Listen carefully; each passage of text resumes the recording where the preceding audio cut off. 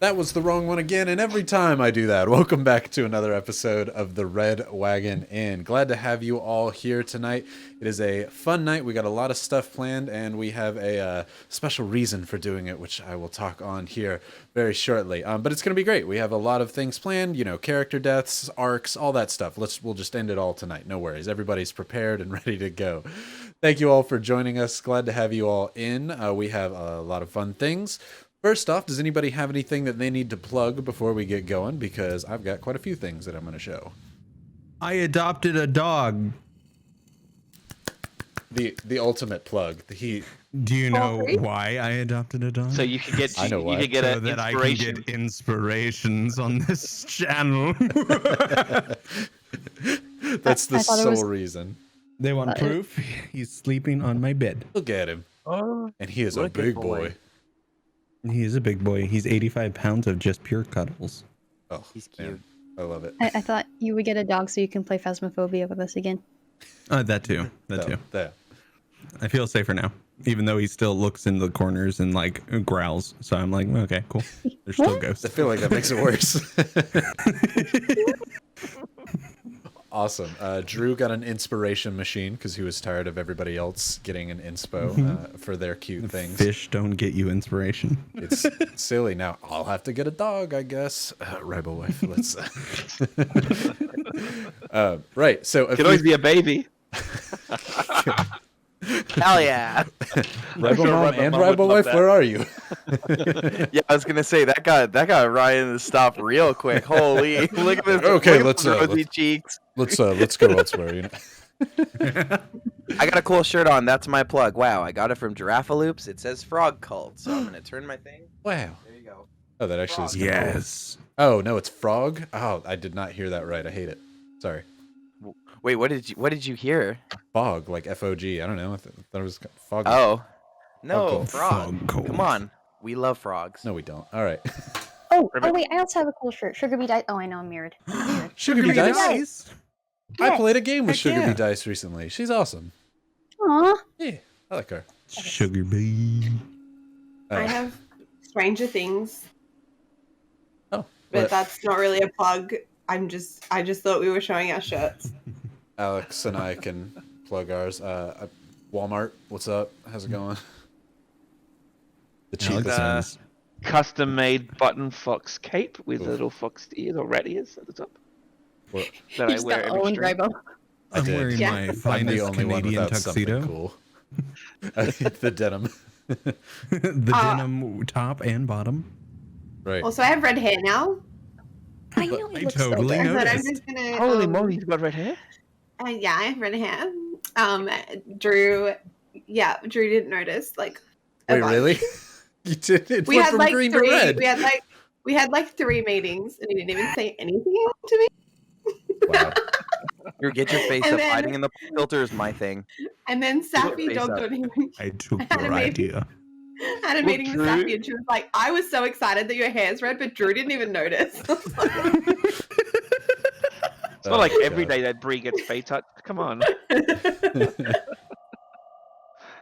Oh It man, looks so cute. it's gorgeous. Not many people can pull off both colors, like blues and then red. Yeah. It's either or usually. Because I have a plain face. No, that's not it. That's not it. That's not it. Anyway, thank you, chat, for people who weren't Drews and noticed. Ribo Mom says she noticed and loved it. Drew. Thank you. Yeah, but Yeah. Ribo Mom loves me more. She said so in the last stream. Oh wow. She did not say she loves you more. She loves Salt She's the best. sending me She cookies. actually said she loves Salt the best. She said she was going to send you Just saying. cookies. She didn't say I love Drew more than Brie. Now you That's stop what it. that means. That's what Stop that it. means. You know what that means. No, you should be punished, and for that, Rybo Mum should love me more because you're being naughty. That's the punishment. Guys, I'm the newcomer, so Rybo Mom loves me the most. We can stop the argument. That's true. Gideon's right. mom is Ribo Mom, so This is true. It's true. Yeah, we can print. There you go. So put I your did- tier lists away. Put your big long rants. It's Gideon. I mean, I did say in Lud life that I would fight for Rybo Mum's love. So if you guys want to come at me and fight a pregnant lady, then I roll for initiative. She's got the strength of a lady We all and a fight little for mother's baby. love. yeah, I have that mum strength. Yeah. I know the metric system. You have the strength of a woman and a baby. Right. So that is a good transition. So one awesome thing that's happening, and I saw a lot of people asking about it, and it's just entire. Oh, Ribomom already weighed in. Everyone, you are my favorite. You know, you'd think I could get some leverage on here, and it would just be my son is my no, but everyone's my favorite. I get it. Yeah, I got it. But we're playing we're playing for the Red Cross still for the wildfire relief, but also secretly and very publicly, we're also playing for Ribomom because Ribo Dad and Ribo Granny are doing a lot better. Ribomom is currently in the hospital for COVID, and she's having a rough time, but she's getting better. Today was a better day, and we're going to make it an even better day because we were planning on pausing the Red Wagon Inn so she didn't miss anything. But she specifically asked and said, hey, this is our date night with everybody. I got to be able to see this. You can't take my Red Wagon Inn away. So we're playing so that Ribomom has something to watch while she's in the hospital. So huge props to the Ribomom and everybody. Everybody's got mad love for you, Mom. And Dad and Granny as well. Everybody gave such good props to them last week, and Ribomom was taking care of them. But now it's our turn to take care of her and make sure that she feels good. So thanks, Ribomom. We love you. We love you. You're our favorite. Love. She's the official stream mom. Yes. Right. With that, we have a few other things. We have some more art. If you didn't see earlier, we now have an art thing that plays kind of in a loop for all your art. So if you want art to be constantly featured, make sure you submit art. Like this new one from Isn't She Classic that was done of Xenia, which looks absolutely awesome. It's her up in the clouds, which looking mighty cool as a Leonin. The lightning goddess. Lightning. So good. We also have somebody else made a piece of art, which is one of our people. Brie made a to-do list here for everybody to follow and what we need to actually check off, so I can reference this whenever we're on stream for anybody who needs it. And then we had our official artist, Safi-chan, make a piece of art from last week where Castigon, or the Traveler, or possibly the God of Travel, pulled in some creature, some twisted thing that caused Summer and Salt to faint at the mere sight and sound of this thing. They think it is the Whisperer that Summer praises so much, but they don't know entirely. Did you find the hidden word? Dude, I tried so much. Oh, whoops, I messed up. No, I moved the fun fact thing. Also, I was putting a fun fact thing for everybody to learn about new characters, and I'm awful at controlling things. No, I did not find the secret word. Apparently, there is a secret word hidden on his cloak. Did you show it, Drew? Nope. Well, if you watched Draw with Safi, you would have seen it. Well, now I'm going to go check out the VOD. Speaking of, I do need to plug one thing. Draw with Safi has moved to Mondays. Oh, is it? So starting next week, it'll be Mondays, 8 to 10. Oh. PM? Cool. PM. Dope. For free? For free? For free? For free? Because we were making Safi get up slightly earlier, because we have a new show that is on during the old time slot, and Safi doesn't do well in the mornings, so Yes. we're giving her a sleep in and moving her to another day. Good. So you get the Safi, best of Safi, not a grumpy, tired Safi. You can't put the word up there, Safi. Wait, what was the word? Did she put the word up there? I saw it. Soup. I Oh, found I saw it. soup. I didn't know that was the secret word. I saw that one. hidden word. Oh, soup was hidden. God. I love was you. zooming out and like rotating it to see if I missed. Right? I saw soup and I was like, no, never mind. Maybe it's somewhere else. I thought it was the Bobo no and Bobo yes at the bottom. Me too, Nope, me just too. soup for Gideon. Soup for Gideon. The last thing is the giveaway. The giveaway is sponsored by me tonight. Mostly it's sponsored by health. I thought because Ribomom was in the hospital, it would be cool to do 2 giveaways of my health potion dice rollers. They'll come with dice and all that. So you can roll for your own health with some minor health potions. So those 2 giveaways will happen tonight, one in the beginning and one at the end. And if you also notice at the very bottom of the stream, I have a new thing that we're doing, which is there's going to be a question asked. This time it was, if you could only listen to one song forever, what would that be? Asking it of all the characters. I asked it this time to get the ball rolling, but I'm going to ask you all what that question should be come in the break. So if there's something you particularly want to know about each character, we can go from there. But for now, like you can see at the bottom, Roberts is Enter Sandman by Metallica, because there's no way he's not coming out to a wrestler-like theme, because Robert is his wrestler name or gladiator name. So You mean it's not Darude Sandstorm? that's his brother's, who's, you know. Uh-oh. Right.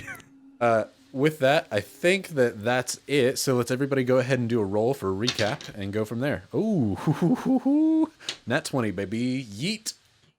I got it on my yeet dice. GFY. Like Jackie's face when you said GFY, and then you just see. Stop rolling this die. It's too big. Jackie, what do you got? Don't waste it on a story roll. Oh, that's a 17. 17. Uh-oh. Drew. 13. Jakey. 16. Brie. Oh no. 8. 8. Yeah, okay. Alex. 14. Brie, every time, pick new dice. They are new dice. Oh my god. They'll just I have- let you down. I have pregnancy brain. I don't remember what happened like 2 minutes ago, let alone last week. Oh my gosh. We were in the Feywild. We were meeting the Fey King. He was awesome. I think before that happened, you guys had to find me because I had disappeared. So you guys found me. We waited in a really long line, played a bunch of I Spy, which was great. I'm also thinking this may have happened the week before. It did. Anyway, we got in. We met the Fey King. Castigon was like popped off into some other place. He was like, Summer. No, this is where we started. Summer and Salt. We're gonna go into this room. Summer, you don't really need to be here, but you're nosy, so you can come anyway. Summer ate a bunch of Fey food, which was totally like fine. Nothing happened. Who would have thought? It was just totally fine. Yeah. And then Salt had this weird glitter disease, which the Fey King kind of cured by making him Fey touched, but then he was like also still like kind of glittery, and he got a really cool outfit that I think is permanent. Can you take that off? I don't want to try. We haven't tried yet. Fey King seemed okay. Wasn't very happy with Castron. Gave us like a mission to find this like long lost chick who he used to date and doesn't know where she is anymore. We went out. Gideon was like not having it in this Feywild. He wanted to go. Tim wanted to go as well. He wasn't really happy. Zania was kind of like, I could take or leave it. And we got to go home by Castigon coming back, and he transported us home because he's the traveler and a god, obviously. We found out a bunch of gods. And we got back to the menagerie where we found out that the eggs were dead. Not my eggs, but the rock eggs were dead. She thought we were dead, freaked out a little bit, smoothed that over. That actually went like pretty well. Gideon was really sad last episode, just in general. He had like big sad boy energy. And didn't really know exactly what he wanted to do with his life. Had like a little bit of a midlife crisis. Castigon still seemed kind of okay. We got our horses. That was really important. We got 7 horses, very important and massive parts of our party. Retrieved those, decided for some reason that we were going to go back to Ashburn. We checked in at the Red Wagon Inn. Then, like, that seemed fine. Picked up our parcel. They were a little annoyed that we were missing for 2 weeks and didn't say anything, and now we're back. No one got the reward. That sucked. Then we got transported by Castigon back to Ashburn, because that seems like a good idea, because we were going to go see... this is a mess.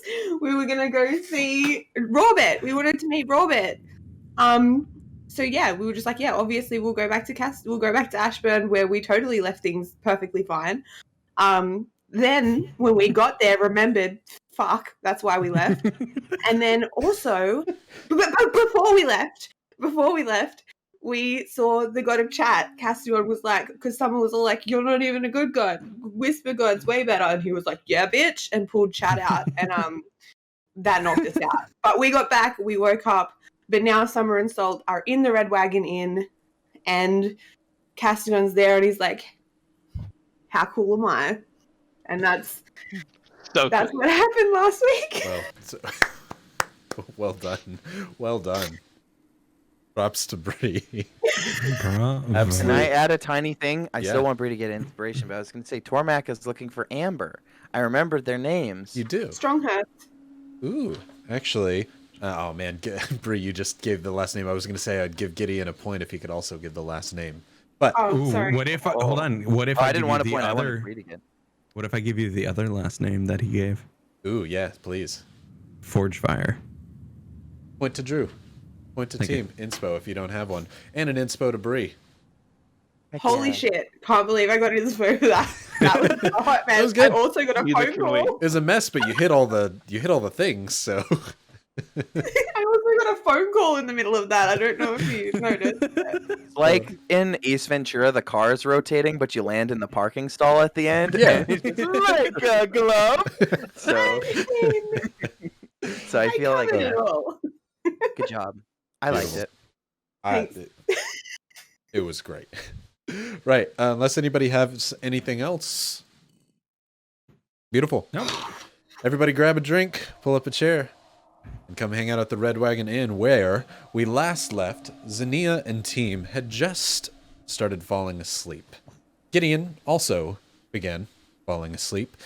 The night, it's a cool breeze flowing through the air. It's a fall evening. You can hear the rustling of trees outside your window. These windows aren't tight and sealed to hold out sound. But what more concerns you, Summer and Salt, is the sudden presence of Castigon sitting in the bed across from you, in Summer's bed, while Summer and Salt sit across in Salt's bed. Salt, you've just recently woken up from being knocked unconscious through the screams from the god of chat and whispers appearing before you, unable to comprehend all of the noise that entered your mind. You were just speaking about how, I don't know, we proved the god of whispers is better. Maybe the traveler proved he's better when Castigon careening appeared out of control. in a puff of gray smoke saying, I think I proved that I'm better, as he sits in the corner with his hand under his chin, looking at the two of you. I start running on the spot and going, "Do you think this is a good way to honor the god of travels? You're Because like I'm traveling, but I'm cartoon not." revving in place. Um, Is that what you're are doing? they- I'm just clarifying. Yeah. Okay. For sure. Salt hops out of bed and begins kind of like jogging in place. Summer, you were about to say something. I just had to make sure I had the visual correct. Are they okay? That was like a lot of. How many people was that? Oh, it's the one guy, and you can. He points to Salt. He's like, you don't have to do that. I hate walking personally. That's not my. Obviously, I got no got it. muscle I on these start- I know. bones. I put one foot up and I start hopping instead. No, that to you, as he points over to Summer, as he says, "It's just one person. I thought you'd love them. I thought you thought they were so great. Who wouldn't want to meet their god?" I was just a bit shocked. I mean, I thank you for the opportunity. Yeah. Now, I mean, look, if I were to have a god that I worshipped, somebody that I, really thought was the cat's meow, right? But then somebody you. else came in and, held him up by his jacket, right? I would think that there's cause to at least admit openly, publicly, loudly, as he holds his ear towards you, that, maybe the other person, not that they are a god, but would be at least pretty cool. That is very wise of you. That is very wise, but again, that's not what I'm going for here. What I would admit out loud would be that, maybe the other person might have some strength about him as well. Most Valid definitely. point. Yep. Look, you're not getting what Yeah. I'm saying here. I didn't. I want the words. That you, the traveler, are a good god. You're such a good god. And Take me to church. Yeah, right.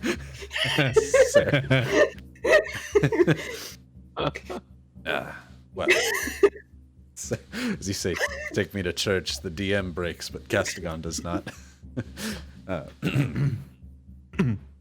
Now, good. That's relative, right? Like, a green onion is good, but like a filet mignon can also be good. If you were to compare, say, Well, I mean, a green onion is just pretty different from steak. I think a green onion is a really, really good root vegetable, and that a steak is a delicious meat. if he points at his slightly hued green hair, if you were to pick right now a green onion or a steak, Steaks. I like steak. I'm hungry for some steak. what about you? As he points to Salt. Praise the god of travel. That's basically what I'm looking for anyway. He's far the intellectual superior, if I am to compare the two. You should learn from your brother. Big or small, I can't tell either of your ages, but I mean, We're twins. well, I can see it. The resemblance is uncanny. The nose gives it away. Oh, my nose is different color now. How did you know how to find them? I mean, you're such a delicious steak. Is that part of the steaks? Like, is it a steak with a GPS? Like, do you, What's how did you know where they were? What's a GPS? It's a global, projection spell. Oh, I was gonna give you a GFY, but Nice. all right, you know what? You pulled that through. Hadn't heard of one of those. I just like to keep tabs on people and where they are. So, like- Important people. So you could do you know where we are now? Because you found us straight away. I mean, you brought us here, so makes sense. Now you're getting it. But if we were to go somewhere else, would you also know where we were? Well, sis, as a priest of travel, he'll listen to me. Yeah. He points over to Saul like, truly, he's understanding. There are those who worship the god of whispers, and if there were, again, not saying that there is, if there were a god of travels, it really helps to, ask for help from the god of travels. Then he'd know where you are easily. I would imagine. I would imagine. I mean, honestly, sis, traveling is such a misunderstood part of adventuring, truly.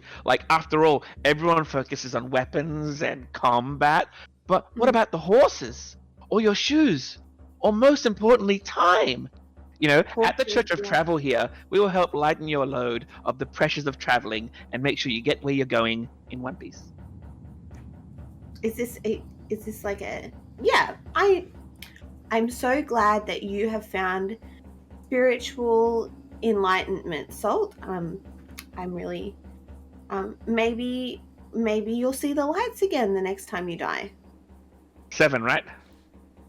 Well, yeah, either way, we'll leave that there.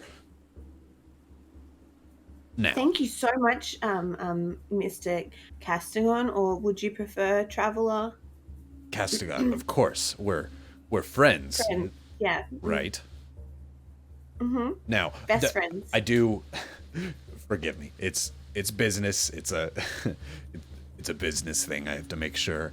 I don't want anybody else to hear the windows, the doors. He begins to get kind of close, and he sits at the edge of the bed, where he's barely on the edge, putting his hands on his knees to where he's getting level with you, Summer. Salt, you're about the same height, standing off on the side of the bed, and he says, now, You're traveling with a group of people.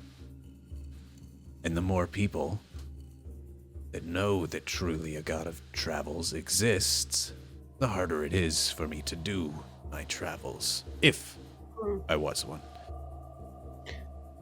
But you're a steak. In the metaphor, I was going for green onion, but okay, steak. I'll be the Oh. steak. Okay. Yeah, because you're green. Okay, I'm sorry. Keep going. Yeah. But, you understand? It's a secret travel. It is.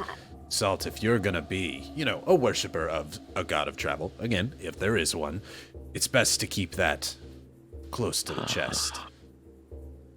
Can I pretend to be a different one, and that way they don't really know who I am? Go nuts with it. Nuts like a nut god. Nuts That's- like a walnut god, or pina colada nut god, We He's could probably sleep on it, Salt. You look real tired. hazelnut god. He's totally in his own world now. Peanut god. obviously he understands. Nuts and bolts? He kind of stands up in front of you, Summer. He goes, I just want to make sure that you and I are crystal clear, Summer. Yes. Fantastic. I am. Yeah. Now, if you ever need services, I'm happy to provide them. Matter of fact, I may even ask for a job or two from you if you should be so willing to help, a good god as you so requested. Nuts and Fantastic. bolts god. Then I think he kind of tugs on his little vest, and you kind of hear the sound of a thread kind of rip. It's already so thin, it's barely holding together. It is. He says, then I think you should have a restful evening. Good night to the two of you. He goes over. Good night, not god of nuts. He goes over to shake Salt's hand. Shakes hand. Holds his hand out to you, Summer, to shake. As I shake his hand, my tail wraps around Salt's and squeezes, and I shake it. Just tight. Like a school child taking chalkboards off of a teacher's wall. He puffs his hands together, and white smoke begins to clear before he suddenly vanishes in a puff of gray smoke, just like how he appeared. You sit in the silence of the room and notice that you hear the rustling of the wind a bit louder than it was before as he leaves. He's I off to say travel the in world. rat folk, this is bad. Why? Let's go to sleep, Salt. Oh, okay. Talk in the morning. It's been a long day. Week. Year? Yeah. Right? Summer is gonna not sleep. Do you Just actively... wide open, eyes wide open in bed for a while. Are you actively sitting in like a state of watch, or are you kind of sitting there until sleep takes you? Probably trying to watch as much as I can, but not sure how long I would be able to stay awake for. Salt? I am snoring like you wouldn't believe. Beautiful. You just found new religion, buddy. Salt, your head hits the pillow. Your leg curls the blanket up over you. You are out like a light. Summer, his snoring helps keep you awake in its rhythmic pattern, but there's probably a good hour and a half where you just sit there darting your eyes back and forth to the door, to the bed over Salt, to the door over there, just kind of back until eventually the motion, like counting sleep, takes you. You eventually pass out. During the night... Obviously, Oh, go ahead. obviously, I also don't want Penguin to die, and we'll get him out of the hat and all that kind of stuff. He's still alive, right? Oh, yeah, absolutely. Yeah, Let him I out. figure he takes care of himself. Yeah. During the night, Gideon, this is your first time sleeping without the hourglass in a long time, correct? Correctamundo. Beautiful. Normally, the hourglass functions very much like sleep medicine. It puts you to sleep and it keeps you asleep for a while. You're just out. We've experienced that for the full 8-hour caterpillar rest that you experienced Correct. out in the Feywild. This time you chose not to use it. As your eyes eventually shut, the darkness takes you, you fall asleep into a deep slumber. It's quite restful, but eventually you find yourself awake and sitting up in your room. You walk out the door, head down for breakfast in the morning, and it's oddly quiet. There's no one here, no barkeep, none of your friends. So you go to check on them in their beds. Xenia, team aren't in their room. You try to open the door for Summer and Salts, but it appears to be locked. After a while, you try and open it either way. You call out their name, but you're not hearing anything. Eventually, kind of a panic starts to set in, and you push on the door as hard as you can before you give up, and you blast the lock open. And you go in and you see Summer and Salt with a gray elvish knife in the back of their skulls, laying face down on their bed. Before you come back, waking up in your bed, catching your breath, looking to the side in the room that you're at, and you see a giant hole in the wall adjacent. Team in Xenia's room. You look, there's burn marks across the wood. You look down Xenia's bed, completely empty, as if struck by some massive blow. Team sits there, holding Xenia's body in the bed, before you fall back into a black, deep sleep. And you hear in your head, "This could be, but it is not yet." Before, you find yourself awake to the smell of crackling meats down below, wafting up through the floorboards. The sound of patrons down at the inn clanking their morning ales fills the air. What once was this quiet bedroom is no longer. You can hear muffled cheers, and somebody must have just completed a quest or something down in the Red Wagon Inn. There's a cause for celebration downstairs, but you find yourself sitting alone in your room. The wall is fine. You reach out and touch it. It's whole. There's no gap there. You're awake. What are you doing? I'm gonna get up, do like that kind of like awkward morning routine where I get myself dressed, look in the mirror, like rub my face after a very interesting night. I'm gonna put my things like, actually, I think Gideon, even though he always has his backpack, he's gonna close up his room for a bit and then he's just gonna head downstairs, almost like anxiously and mindlessly, just to double check like everyone's gonna be there. He even like almost goes to stop at each of their doors, but then realizes like, okay, if they're there, that's gonna be weird. So he skitters downstairs, locking his door behind him, and then he goes down into the common space. Awesome. You head down to where, again, there actually does seem to be some sort of cheer or celebration around here. On the top of a table stands a dwarf with several others around singing a morning drinking song. Bit early for drinking ale to you, but below the dwarf are several humans clad in leather. A few of them kind of, with your perception, smell a bit salty, as if they, almost fishy, as if they are sailors of some kind. That definitely kind of fills your nostril here.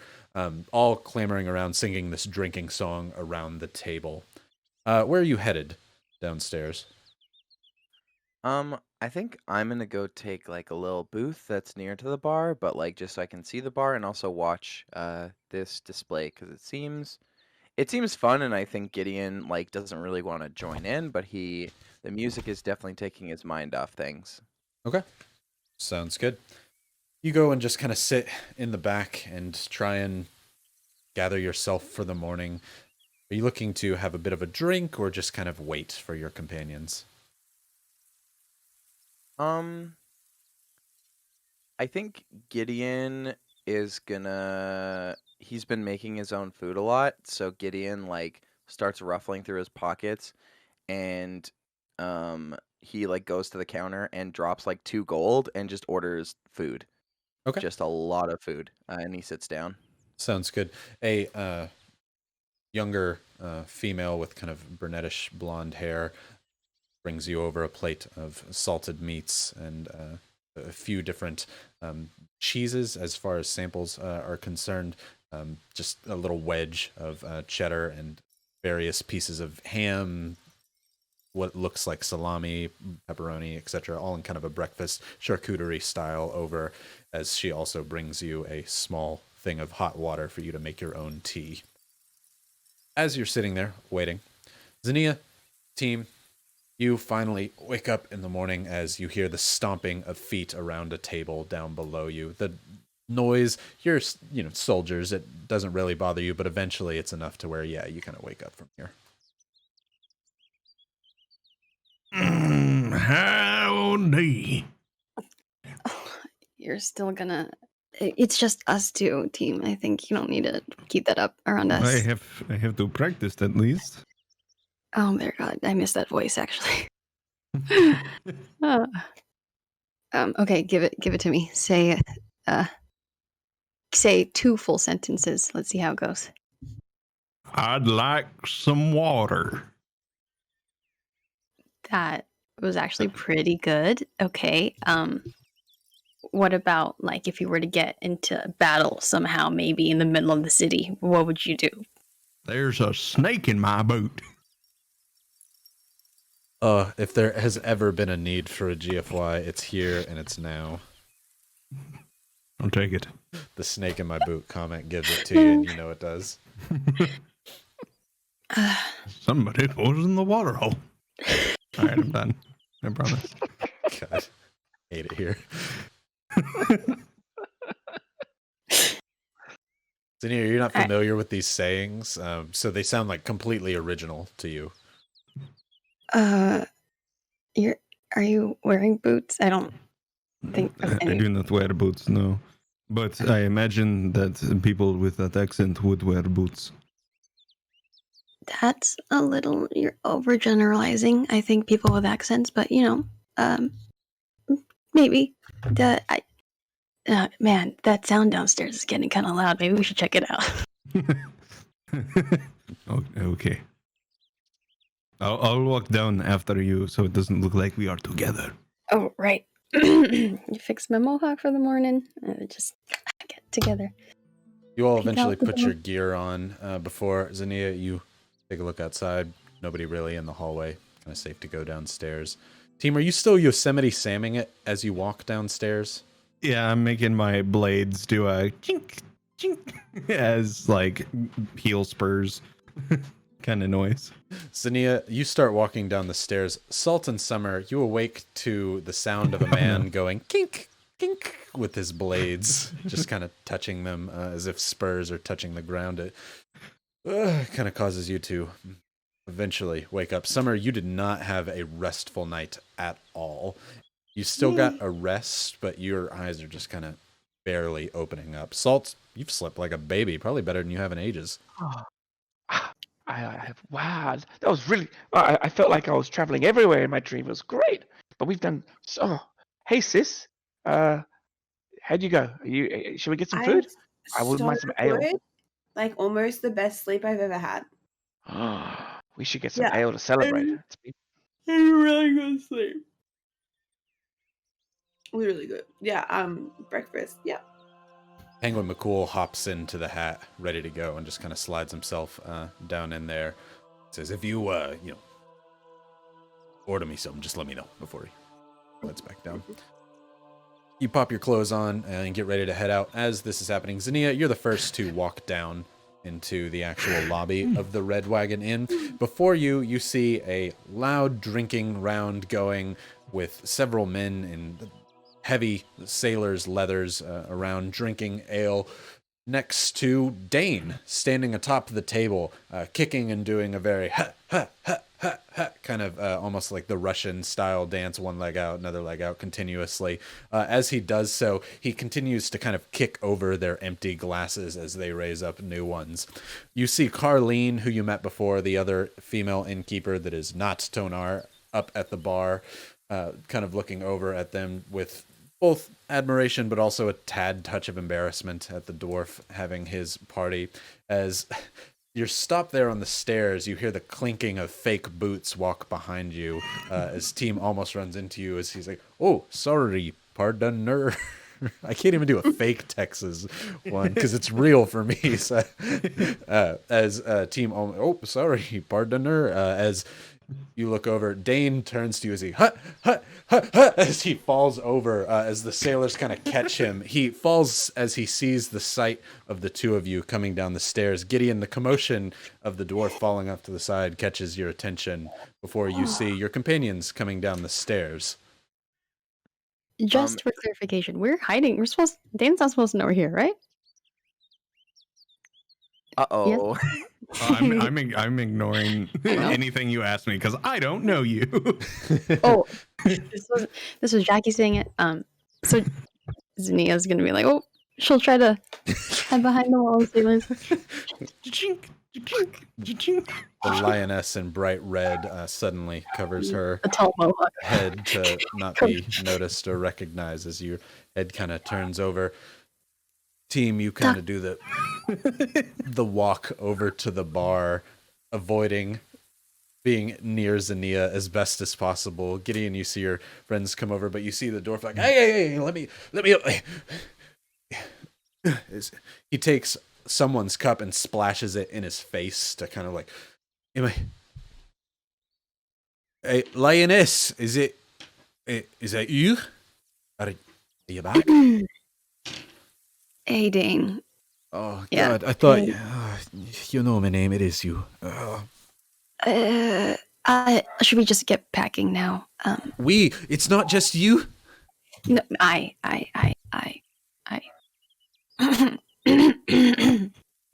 Roll a deception.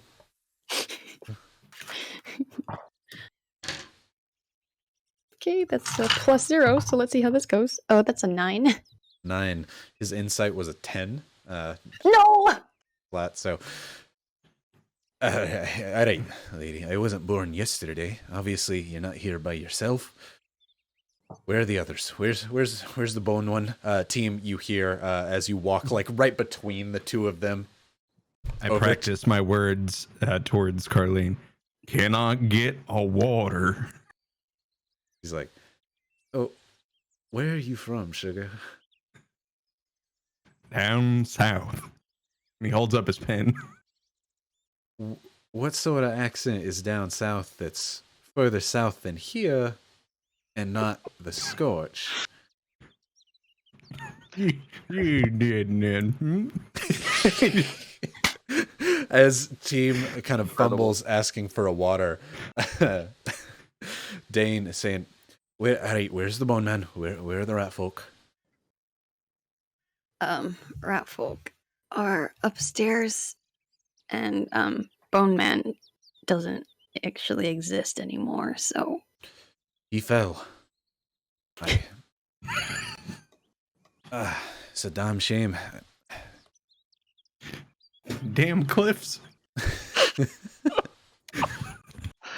If there was to be one of you that, with no offense to you, you obviously are right honorable, but I trusted his words. He spoke with honor and quite a bit of honesty and truth in his words. He takes somebody else's beer, and you hear somebody like, hey! He just grabs the beer and he pours it out onto the ground. Says, for our fallen friend. At that, Summer and Salt, you walk down the stairs as you see Dane in front of Zinnia pouring a drink. Please. Oh, no. Can we not walk down the stairs yet? Yeah. Also, how drunk is he? He's had some drinks, but you're not entirely sure. You could roll an insight to check. Yes, please. 7 + 6, 13. 13. Salt, Summer, what were you doing then if you're not heading downstairs? All right. So as we're getting dressed, Salt's kind of watching Summer, and his tail pops up and whacks him on the back of the head, and then we'll move into the scene. Sunshine, I haven't got much time. What the fuck's going on?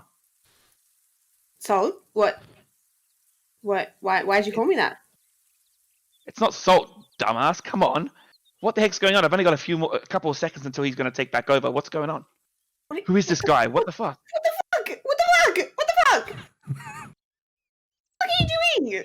Hey, are you okay, sis? You're not dressed yet. Hurry up and get dressed.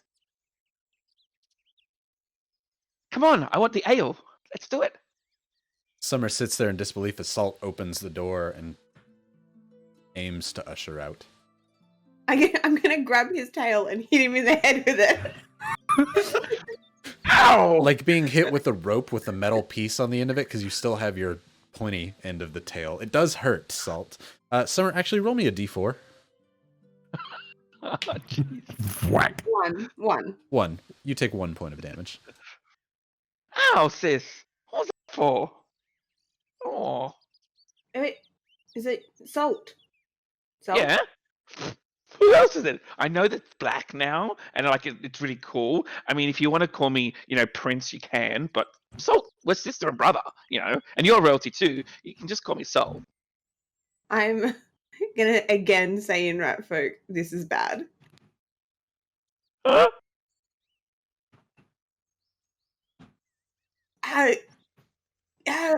What's bad? What's bad? Like open his eyes up and like look into his eyes. Roll a Okay. investigation.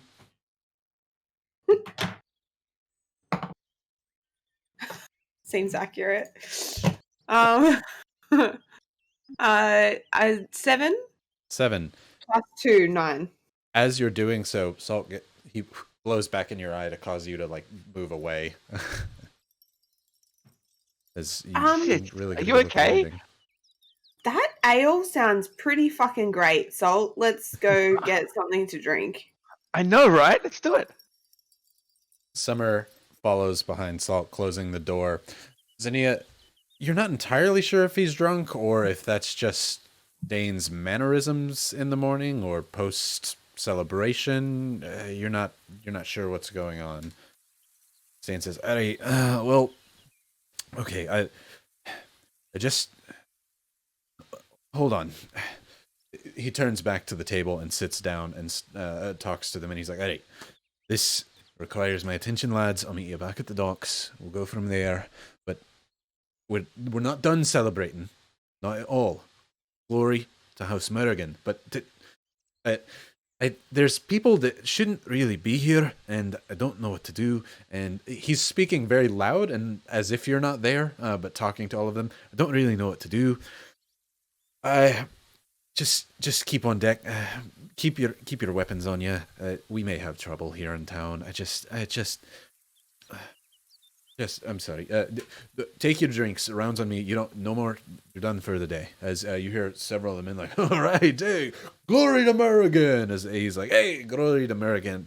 But yeah, get on out of here, boys. As the men all kind of grabs a few drinks. They go over to where Carleen is standing, and she serves them a few bits of ale as she kind of gives you the hold on a second finger team before she immediately has more ale up and ready to go for this group of leather-clad men that are walking back and out of the door.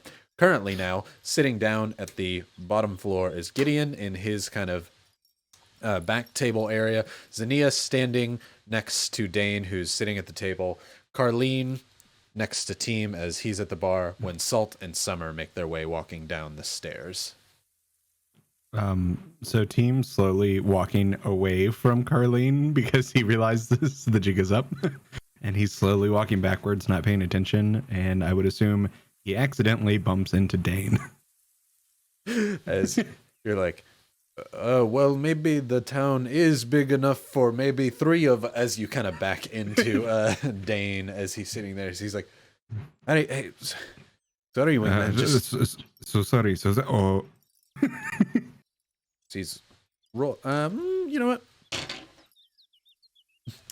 got a 5 on my history check. So, hey, sorry. I hate to do this, but we might be having a private conversation. As he kind of points to Zania, we might be having a private conversation here. Oh, hey, all right. Speak of the devil. As he points over to the 2 rat folk, Salt and Summer. Dane is there, pointing over towards the 2 of you. The loud noises you heard earlier of celebration are gone. Hi, Dane. Hello, Salt. Nice to see you again. It's pretty awesome. So what do you think about having bones and then no bones and then the skin happened and then it didn't happen? Oh my god, wasn't it amazing? What do you mean, Salt? Sorry, give me a second. My little 3-year-old just came in. Team Totally he's trying to get distracted points by of my own inspiration. tiptoe out of the way. Team kind of You know, So- with the phoenix feathers, and then oh my god, the giant rock bird, and it was just insane. I didn't even believe him. I thought it was sus, like a doppelganger. You know, doppelgangers, they're quite dangerous. Are you a doppelganger? Are you sure you're Dane? Yeah, it's good to see you too. As he kind of recognizes and remembers that, like, oh, Salt's gonna talk about stuff. She's like, a phoenix feather? I don't even know what you're talking about. He had a very exciting night last night. Maybe too What? much sugar, right? So We went to the Feywild. Oh, we had recently. so much Wait, sugar. hold on. Hey, Salt, pause. You Pause. went to the Feywild? Look at him. He looks different, doesn't he? I thought a touch of blue. I thought you might have gotten into a patch of blueberries, but I'm sorry. You two. He points over to Gideon and to Team. He says, "You two, would you mind giving us the room for a moment?" we found these guys. They're new. While Gideon's been sitting there more and more, he's been ordering more and more food, and he's been eating more and more like voraciously, and like there is just like a display of like Spirited Away style gross dishes around Gideon at this point. Just stacks and he's just- stacks. He just like pauses, like looks at everyone, kind of like almost like eyes glazed over. Yes, the room is all yours. Singing man, I liked your song, and he's gonna start like kind of toddling upstairs. All right. Kitty bested pal. I thought you knew him, but okay. And How can I protect your back if you're up there? You're with them now. I'm sorry. You have mighty shoes to fill. Their last companion, who takes another don't think beer he and pours was. it on the ground. Shoes. I don't think he wore shoes. You really shouldn't waste beer. Hey, it's family tradition. I wouldn't dare disrespect the dead or the ancestors. You're right. He didn't wear shoes. No, Summer, but neither he do you. was So I guess that's fine. undying. He wasn't dead. I Mm. know that it looked like he was dead because he was bones, but he wasn't bones. And now he's got skin again. He's not really dead, you see. So I mean, it's like undead, the dead, the undead. It's kind of like when you dig up and under down, which is really weird. But then I saw his giant elephant. I mean, I'm talking about giant. I'm talking about like 40,000 elephants with a giant, and they had puddles, right? And the puddles made like these elemental squishy things that made like jello. As you're talking, he's like, Sugar, do this to your kind, as he whispers to Summer. Yep. Yeah, Jello. Right. You said he didn't die, so he just left you then. As he's saying this, Dane is walking over towards the front door. You notice Sania, he kind of stumbles a little bit as he does walk over there. And he kind of pulls the latch that closes it to lock it so that you all can have a private conversation. Because I guess you're allowed to stay in here for this conversation too, then? He points to Team. So he didn't die. Where is he? Did something hit you in the head, Dane? Team just I need a pulls drink. up a finger. Okay. I walk over to grab an ale from 2 ales from the bar, one for Summer. You walk over to the bar. Carlene kind of looks back at you and just... She waits there as you say, 2 ales. She kind of gives you the stare of... before she finally goes and starts getting you some ale off to the side. As Dane looks over at Team holding up a finger as he says, "You're allowed to talk. We don't have to raise hands around here." I'm just saying that possibly you should not say people are dead when they are not dead. That is all. It'd be offensive. Well, if In he's fact, not, you're kind of less dead than before, right? Just a little bit. oh wait, hold on, Denny, catch it before. Speak again, one more time. Hello, Dane. It's you. As he goes up to Team's face and kind of gives a big clap, but he's strong and yeah, he is inebriated. It does hurt as he does so with his lack of restraint. You take a point of bludgeoning damage, Team. Not two. It's a this good.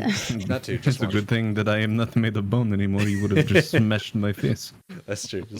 When I said he was no longer here with us, the Bone Man's no longer here with us, but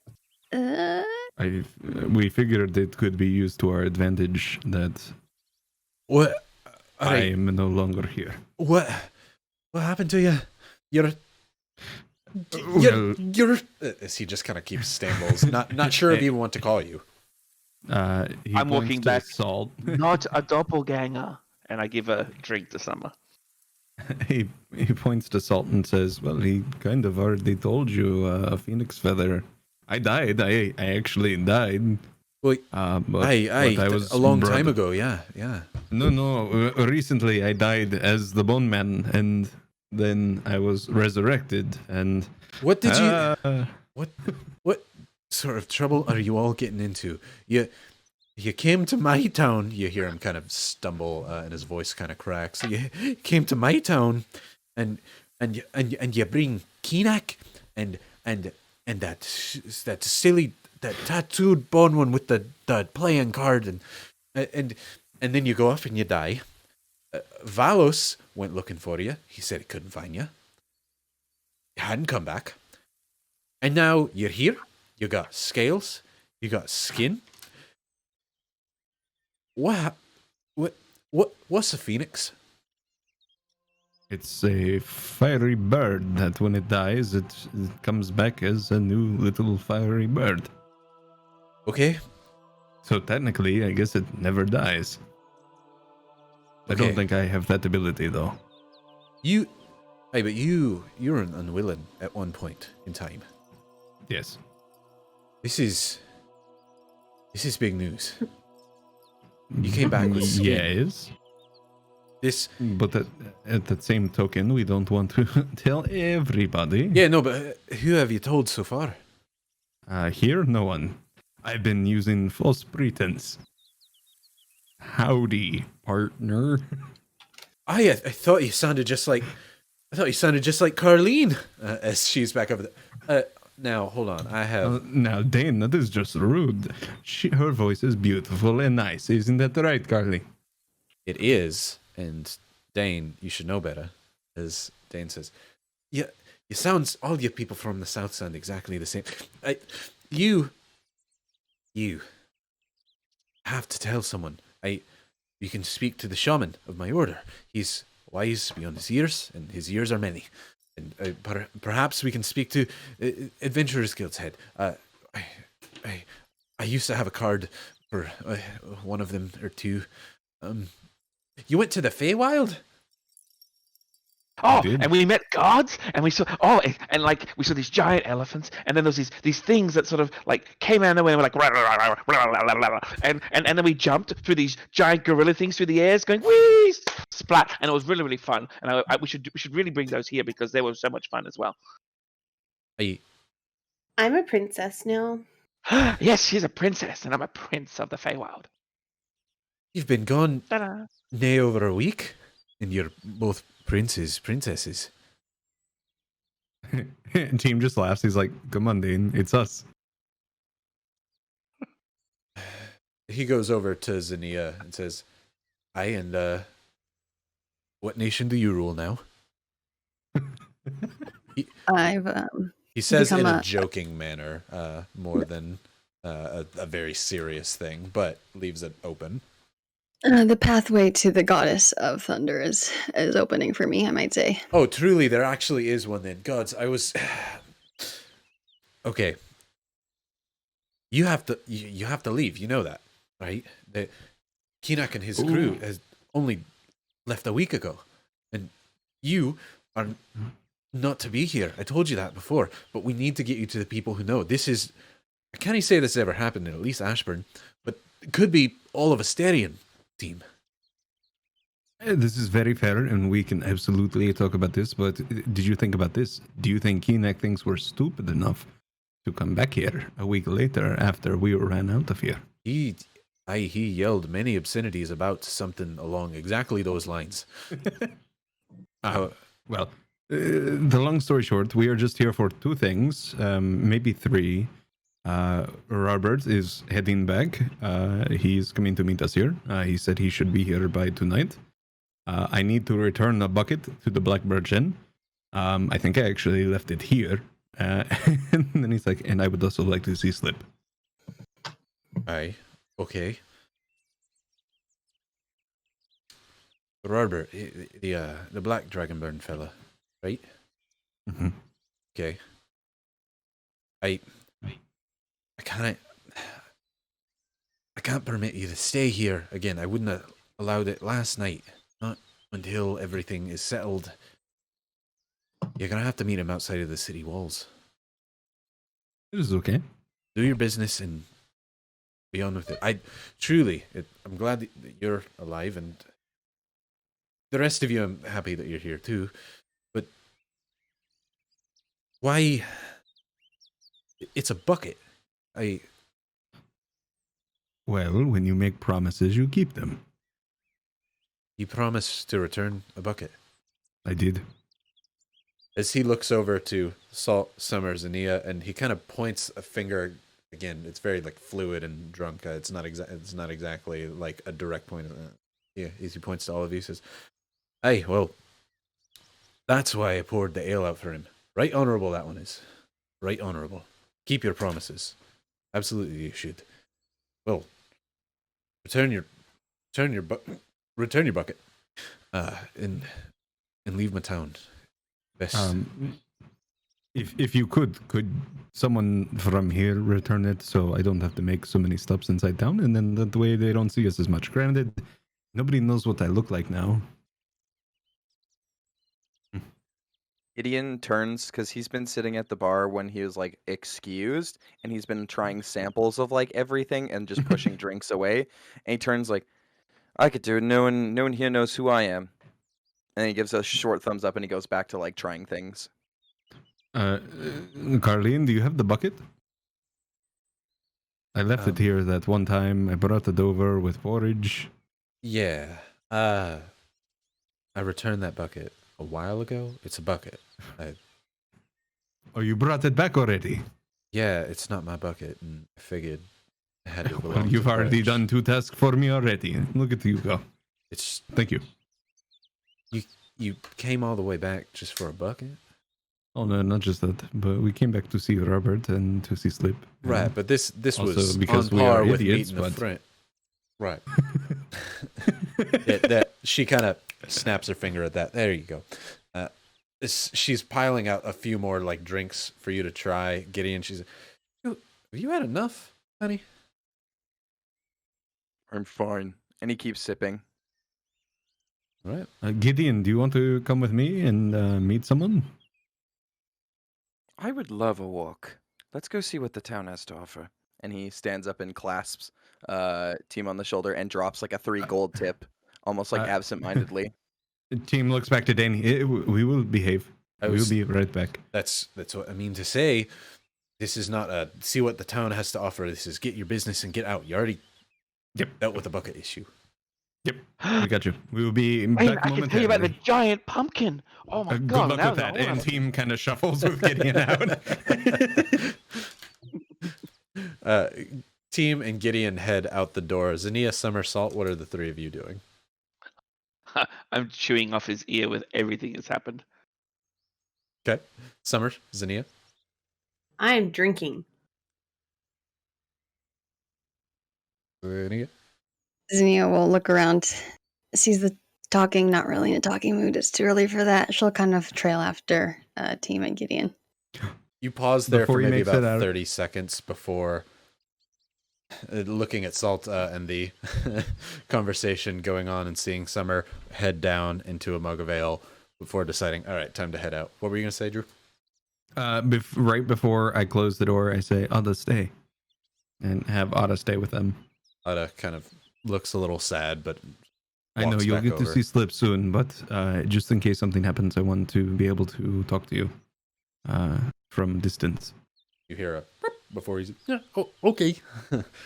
Okay, good job. Good boy. Good boy. Yeah, I'm going to. Who's a good boy? As he goes over and he sits on a stool next to Summer. As Summer, you also set the hat out and let Penguin McCool have a bit of fish as you drown your head in a bit of morning ale. Salt, you tell him everything that happens. This takes quite a while. Do you spare any detail? Sure, I spare some of the juicy bits, like there's no god of travel, but it's the god of not telling all, so Nutella, of course, because it's all about nuts. And I'll give him a bit of information about the prince and princess, but not the whole process of what happened. Basically, the general gist of it, without the pieces that we've all gone, oh, should we not talk about? Right.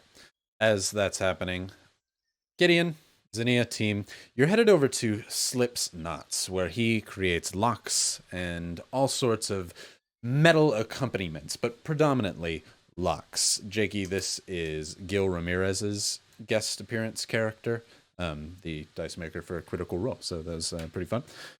So, Slip, you can hear him far before you see him as he's hammering away at metal outside of the Black Birch in his old forge. As you appear, he's got his head kind of locked up into a ponytail going down the back, his goggles on, his blacksmith's apron, as he seems to be hammering away at something there on his anvil. Roll a perception for everyone.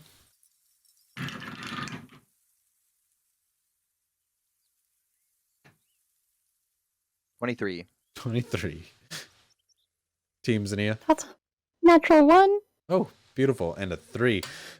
Gideon, as you go up, he's hammering away quite hard at something that appears to be silver in nature. The lock itself is oddly colored. It's reflective in the sun. It's strange. It's very, very bright. As he's hammering away at this thing, he sees the three of you come and says, yeah, can I help you? Oh, as he stops hammering, as he throws the piece just kind of haphazardly into the forge. You, points to Zinnia. You're back. Zinnia, right? You're back. Hey. Hey, where's everybody else? Where's your friends? Hello. Hi. Where are they? You'll never guess who this Hello. is. Hi. Who is Hey. it? Hi, Sit. hello, Sleep. Do you not remember these quivers? Oh, Team gave you those. He's a good guy. Yes, he is. How are you doing, Slip? I'm doing good. As he pulls the goggles up and over his head, doing good. Sorry. You already know my name, Slip. Nice to meet you. To Gideon. Yes, your name precedes you. Gideon shakes his hand and then starts wandering around his little smith, like looking at things. Do you want to take a look at his wares and just general materials? If so, you can roll a perception or investigation. 17. 17. As you're taking a look around while Zinnia team and Slip converse, he's got several bars, several irons literally already in the fire, ready to be smithed into something. That piece, that kind of silvery, shiny thing, is sitting at the very heart of the forge right now that he's thrown in there. Lined up across the top, you see several crude, large locks with keys already inside of them, made of brass, hanging from the top there. He also has one key ring that has maybe 50 or 100 keys hanging off on a small nail on the side of his forge there with the door open. He has bits of coal, lumber, all sorts of blacksmithing accompaniments around, and several smaller tools that appear to be for finer detailed work as well. So, what brings you back? A reputation precedes me. A lock, I guess? I can make a lock? Is that what you need? Actually, I was wondering if you could inscribe something for me. Yeah, sure. Inscribe what on what? Team flips out the scythe and spins it and hands it down. Hands the blade to him. It's very simple. It's just, I guess. Team looks around for like a stick or something pointy and draws the design in the dirt. On a farmer's scythe. Yes, I wish to modify it further, but I can do that on my own time. Okay. I've never heard of anybody yeah, you can do this for other things. Farmers' scythes don't exactly need, and do you have so many that you can't keep track of who's who? I'm just curious. You could say that. Oh, yeah, okay. What? I don't know that symbol. Am I? Sorry, I don't speak that. I'm not putting like a curse on here or anything, right? No. It Good. is a simple word. Just says judgment. Okay, so when I said not a curse in another language, judgment, right? That doesn't scream not a curse. I can say it out loud for you if you'd like, but He puts his goggles on and says, "Yeah, okay. it would be hukmat. Yeah, okay. Yeah, that's fine. I can do that." Okay. It It is not a curse. shouldn't take me very long. How We long have are you to gonna be here? leave we have to leave fairly soon. How long will it take you to make? If you give me 5 gold extra, I can make it a priority. I just realized all the money is with Summer. Probably, if you're just looking for a quick inscription, 10 gold. I'll inscribe it on there. Gideon goes and walks over, like slams his hand into his coin purse and drops 11 gold coins just haphazardly, Oh, and then does that clasp on like Team's shoulder again, and then just like starts toddling around the store again. your new friends are Yeah. far more wealthy than the last ones, Zinnia, as he pulls open the gold. Thank you, blonde one.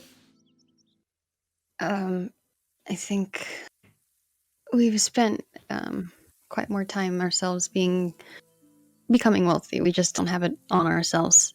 You wouldn't believe actually the stuff we've gone through since we've seen you last. Mhm. Probably not. More people out of buildings, kicked and whatnot. Matter of fact, I No, saw your friend come through 2-3 days ago. Yes. The Dragonborn. Yeah, Robert, right? The one Oh, with the did you? kick? Yeah, I saw him. How do you look? He looked fine. Seemed good. Fit. Oh, good. Oh, good. That's great. That's great. And as long as he's not hurt, we were kind of worried about him. Yeah, That's- no, he seemed fine. Yeah, we have our own ventures. We've been to the Feywild. As you're The- talking, he's knocking the head of the scythe off of there so that when he puts it in the forge, it doesn't burn the wooden haft. Sorry, Zinnia. Why don't you do that? You can just leave the blade off. I will fashion it back onto. Unless, would you be able to fashion it back as a war scythe more than? Ooh, I'd need more time, and it would be better to just scrap the whole thing entirely. This is crap iron. How much time are we talking? Can't say I've ever made a war. So 2 days tops. I don't have 2 days. Just inscribe it on there, and if you can fashion it back on. By the way, hi Sleep, I'm Team. Okay, I have to go talk to him, and I go try to catch up to Gideon. As he walks by, he's like, 2 fellas, same name. As he throws the blade into the forge. But it's good that you've been traveling. Good, you seem fine. Talking to you, Zinnia. Yeah, so we've gone to the Feywild. Ooh, you should see Salt now. The rat folk are well, Salt looks very different, and Summer is a Fey princess, if you believe it. Okay. I believe it. Sure. I mean, I don't know how rat folk diplomacy works, right? It could be different down there. You just call it, I guess. Oh, You know, it's not all rat folk in the Feywild. It's actually Fey. No, but I didn't know if. Oh, okay, okay. No, that makes sense. That makes sense. Huh. Mhm. Okay. Good for them. Yeah, and oh man, I don't even know where to start. But we've been living, we've been doing, and we're just here to check in.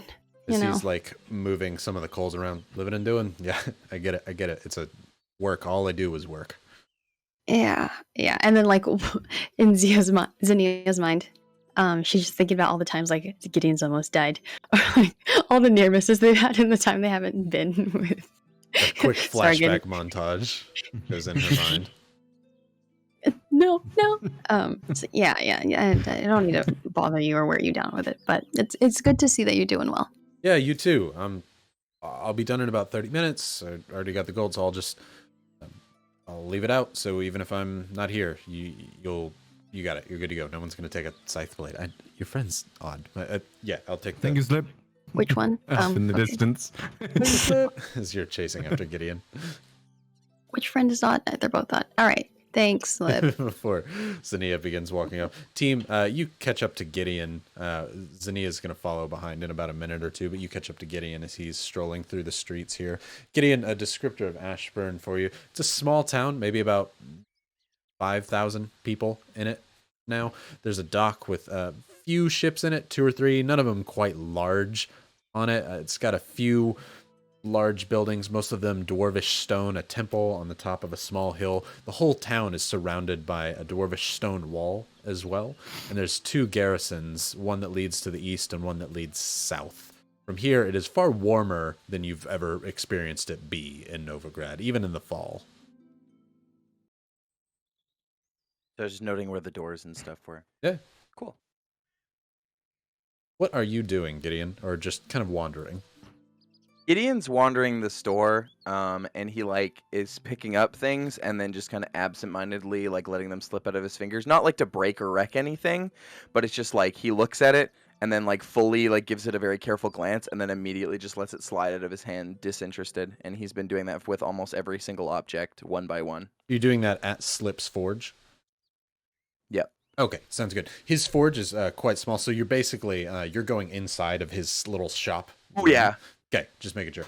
I even like shuffle behind him like the odd time. Like Gideon almost like has like, I guess like for Zinnia and team, like for the first time, Gideon's like almost not doing a personal space thing. He's just looking at things and picking them up and grabbing them. Gotcha. As team, you walk into the small, almost shack-like closet with all of the materials that Gideon is standing in, filled with locks, keys, lockpicks all over. You see him just kind of picking them up, throwing them down, hands behind his back, taking a look at things before he picks up another one, sets it down. Are you okay, buddy? Gideon turns and for a second his eyes look a different color and he shakes his head. Are you okay? I'm good. There's lots of metalwork things here. Yes, you are at a forge. Mm-hmm. Ah. I haven't seen one like this before. It's different. And he kind of like taps one of the chains or something dangling. You hear How are you doing, team? like a ship rattle.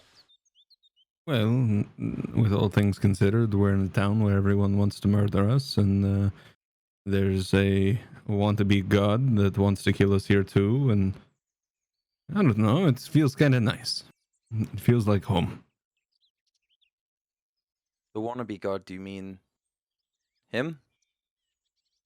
Who? The creepy one. Oh, no, not the Kestagon. Oh, there's more. Oh, yes. His name was Kinek. He was That one. Yes. yes, that That one. one. Yes. Mhm. Jakey's reaction is anybody who's brand new to the Red Wagon Inn. There's more?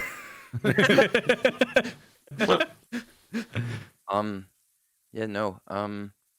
Yeah, sorry. There's lots of gods, angry things.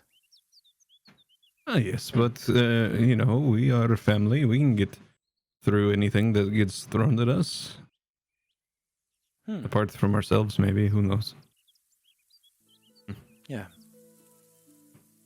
Yeah. Team kind of zones out for a second. At about that time, Zania, you also walk in to converse with them.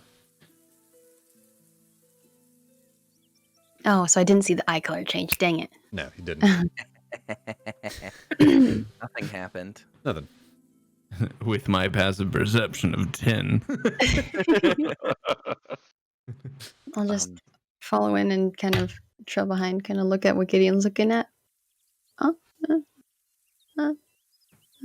Zinni, do you think he would think we're stupid enough to come back a week later after we were forced to flee?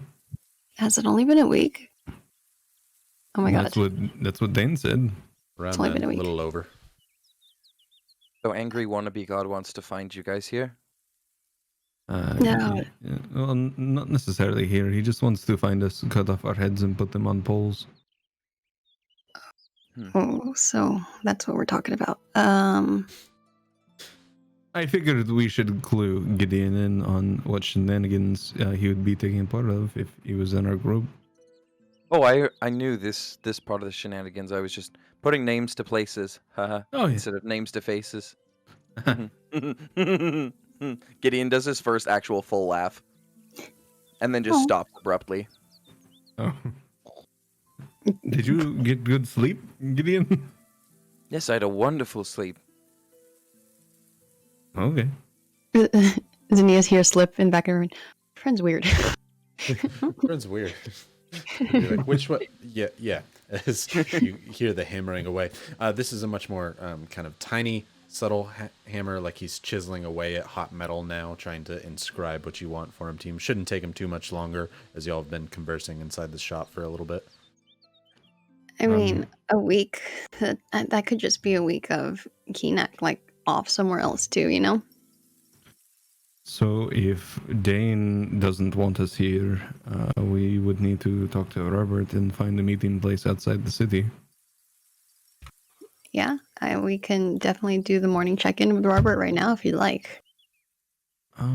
Yes, while we're here, we could see where from up north he was coming from and maybe head back up north away from Ashburn.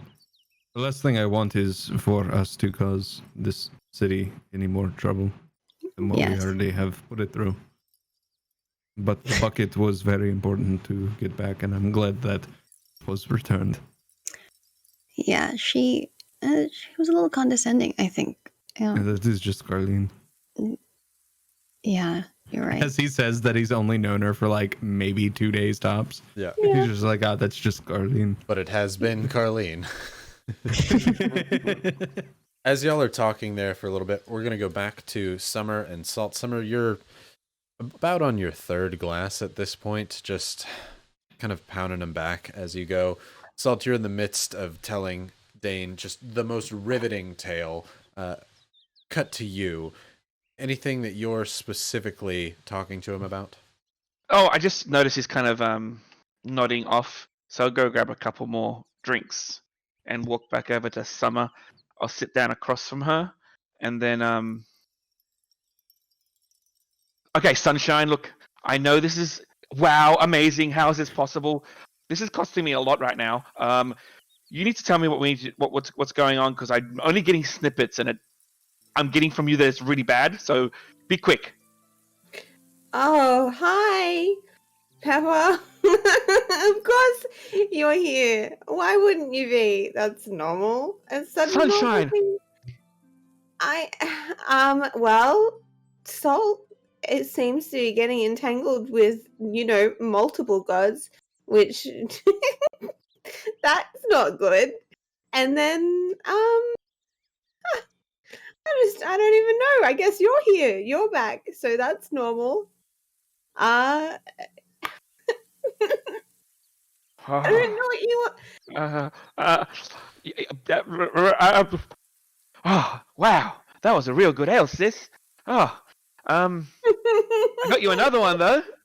Thanks. Someone's just going to keep drinking. Brie, you get a kitty point of inspo, but I know you already have one. I've just been waiting to say it as y'all were talking there. Salt, Dane comes over and kind of pats you on the shoulder as you're in the midst of talking to your sister, as he's kind of rubbing his hands. He says, all right. So, let me get this straight. Let me just follow you here. After some guy, traveler fella, took you to Nutella guy, yes. the Nutella travel. Yeah. Yeah. As he took you to the Feywild, he just brought you back here, and Well, no, there was kind of like a bunch of arguments between a couple of gods, and that's when we became royalty and stuff. But one god was definitely lording over the other.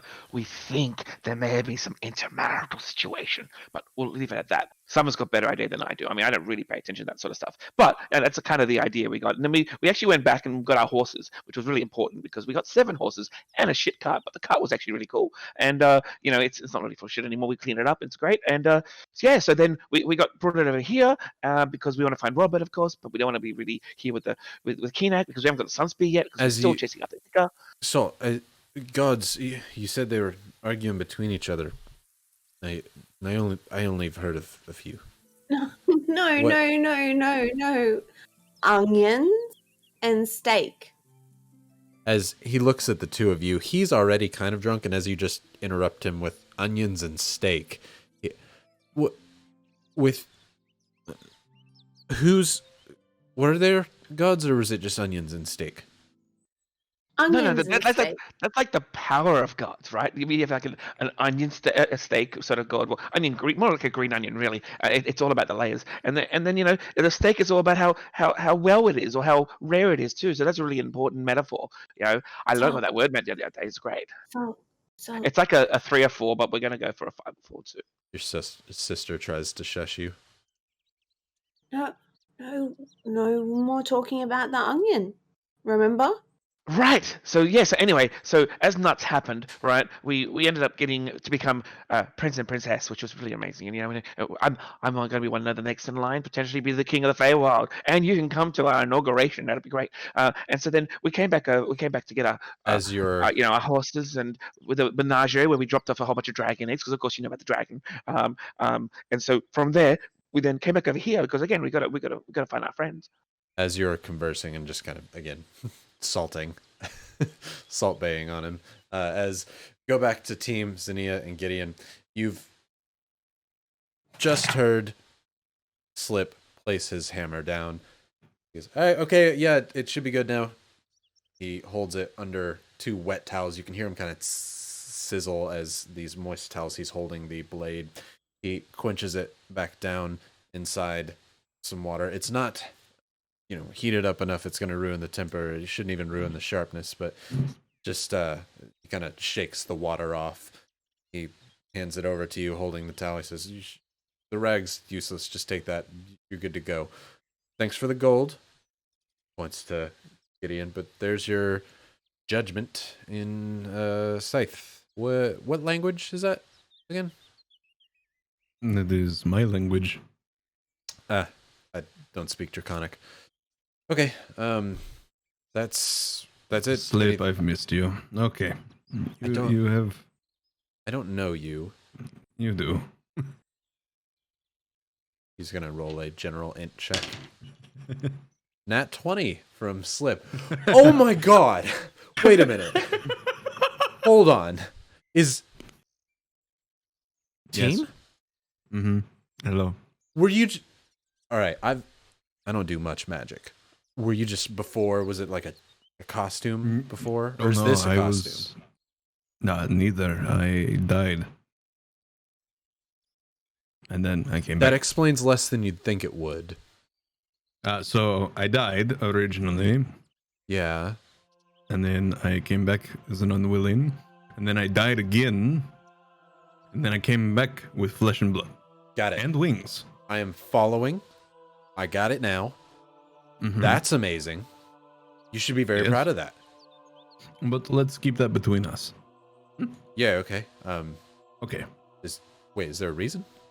I mean, you would know. There are people that want to murder us, and Yeah, okay, no, yeah, got it. They did it. Let them keep thinking that I am dead. Yeah, they did ask about that, so okay, that makes sense.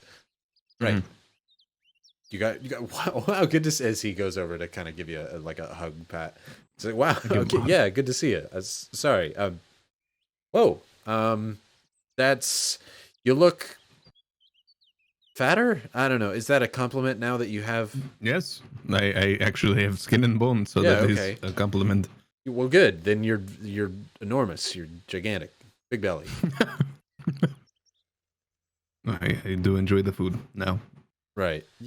That who wouldn't? If I didn't have food, I would eat a lot of food. Oh yeah. This is true. Wait, why didn't you said say? As he points to Zinnia, why didn't you say?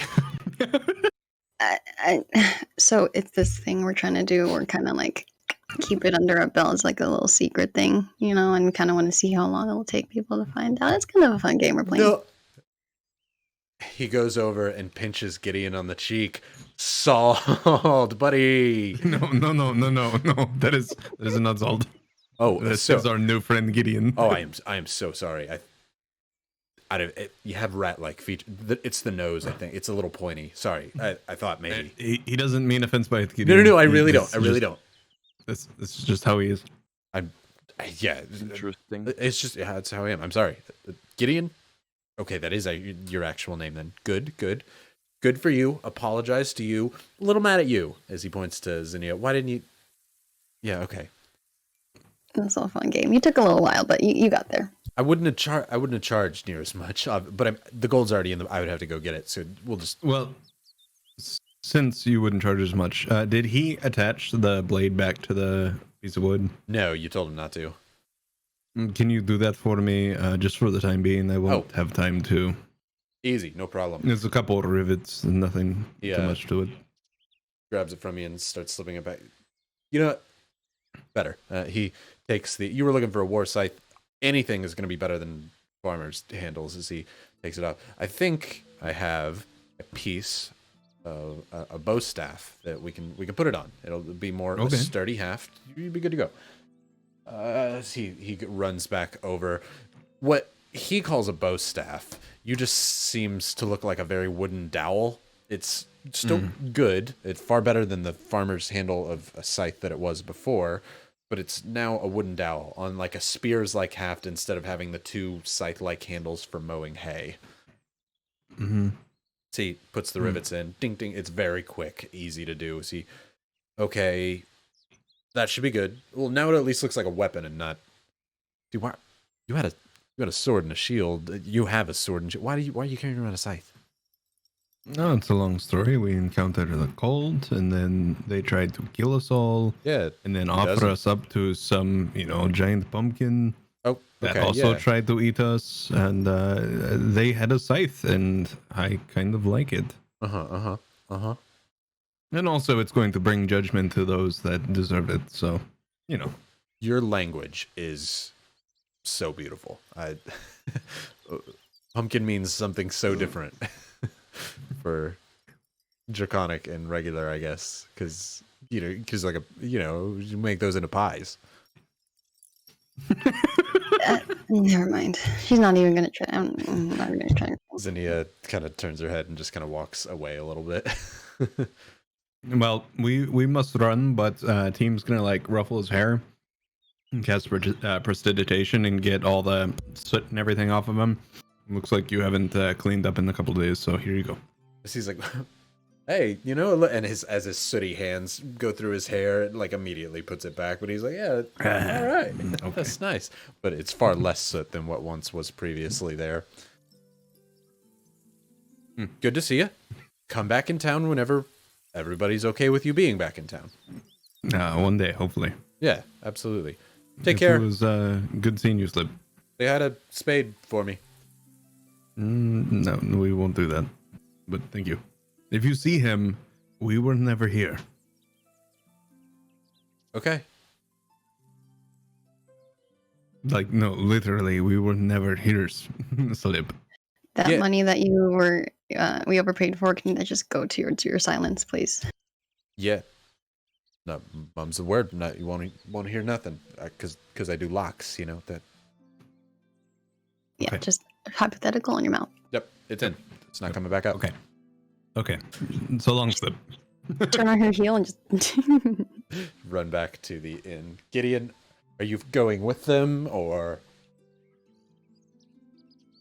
Gideon, when they both leave, like stares at Slip for a little bit longer, and then just walks away. He kind of gives you the eye, like, do I have something? He looks down to like pat his apron away, but when he looks back up, you're already walking away before you rejoin back the group. After a bit of time, the three of you walk back into the inn as Salt is still conversing with Dane. Summer, about on her fourth drink at this point, as Salt's like, and so then with the big jelly, and just midway through his conversation there. And then you're kicking above the cups that were empty, and here we are. Wow, perfect timing, like it was written as a story right here, right now. Alright, so, okay, the three of you, come in. I have some inaccuracies I need to clarify. Dana's been drinking as you've been talking to him here. He says, you saw an elephant, right? Really big one. Mm-hmm. Okay. And you fought Jelly? Oh, hold on. I wasn't there when that happened. I was in a brothel. Okay. Aye. Sometimes, look, I never judge anybody for what they need to do to entertain themselves and make it through a night. Valos has many a times partaken, and why would I ever judge my friend? I wouldn't judge you for it. As he's just same kind of almost like a Salt thing. He's talking like he's a bit embarrassed as you say it, and so he's trying to like talk his way into making it okay. It's okay, but that just keep going. Keep going. Okay. If you need coin, you're an adventurer. You don't have to do that if you don't want to. Okay. Always. Hey, Dane. Yes, yeah. Team, you come over. So yes, there was a giant elephant. Yes. We fought the jelly monster. And yes, I don't know what else you were going to say, but probably yes. All right. See, that all sounds great and wonderful, but I thought you were leaving to maybe do. Yeah, no, he's like his sarcasm is not good. I meant to say something, but mean something. What I was trying, I thought you were going to deal with the whole Ithka thing. That's why you left. Well, handle. And now you're back. Actually, Valos wanted to give us out of town, and he transported us to Novigrad so we could drop off Ithka's eggs, and then after that, we got sucked into the Feywild, and hey, now we're here. Okay. But we had met the Faking. We had also met another person. He calls himself Castagon. He is a very shitty person. Hold our on. friend here. Hey, Castagon. He's our best friend. Skinny. He's in charge of nuts. He likes walnuts and peanuts and castor nuts, which are like his favorite. Hence, we cook Castagon, of course. And skinny drow fella. And yeah. Yes. And he calls himself the Traveler. No. No, he's a nut master. He doesn't call himself the I'm Traveler. pretty sure he called himself the Traveler. We heard it from the Faking himself. He doesn't call himself the Traveler. No. Okay, well, he cannot call himself as the Traveler. Fey royalty myself, okay, I can confirm he's Nutella.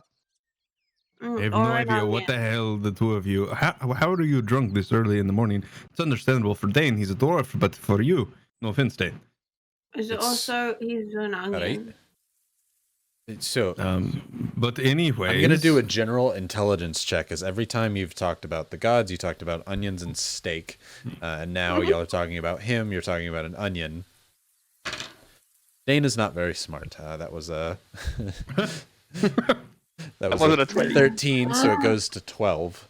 So he doesn't quite make that connection, but we should no, skinny drow fella. Yes, he wears a medallion. He travels through the plains. Really shitty guy. Our friend here, Gideon, kicked him in the nuts.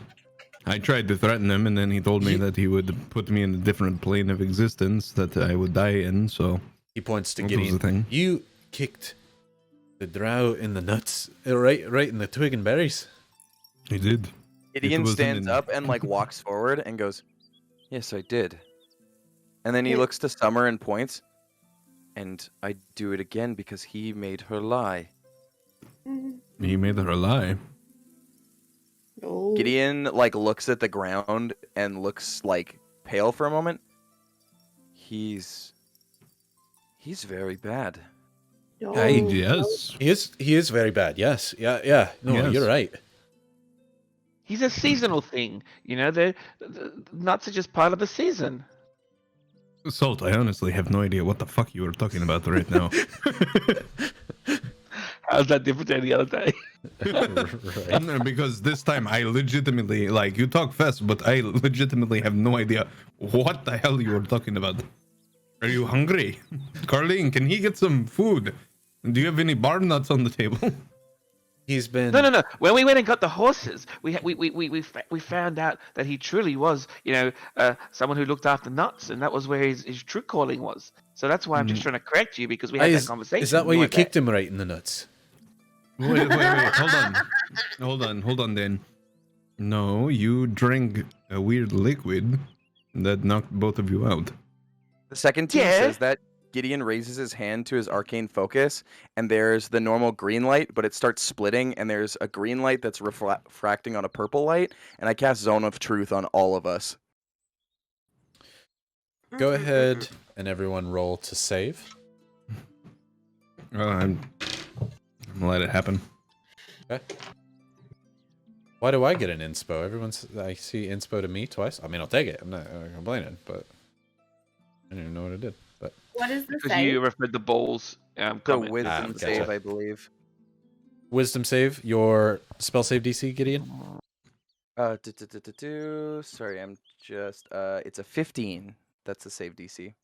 I'm gonna use my inspiration. Can I GFY someone else if they have one?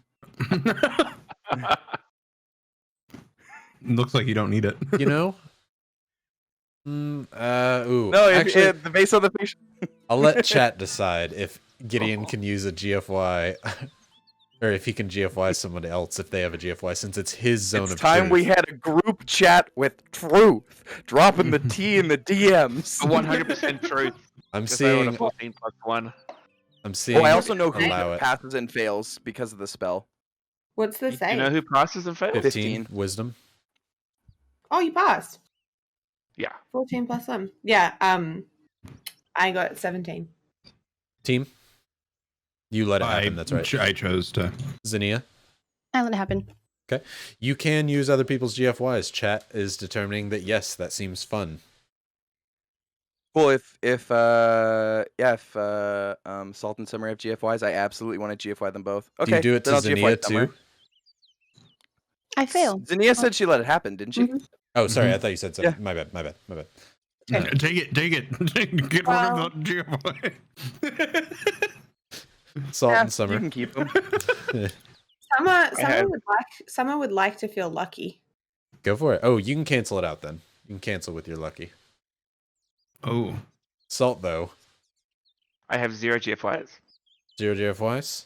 All right. which is so unusual for me. Fair enough. Right. So you do get use on one of Summer's luckies, taking that away from her.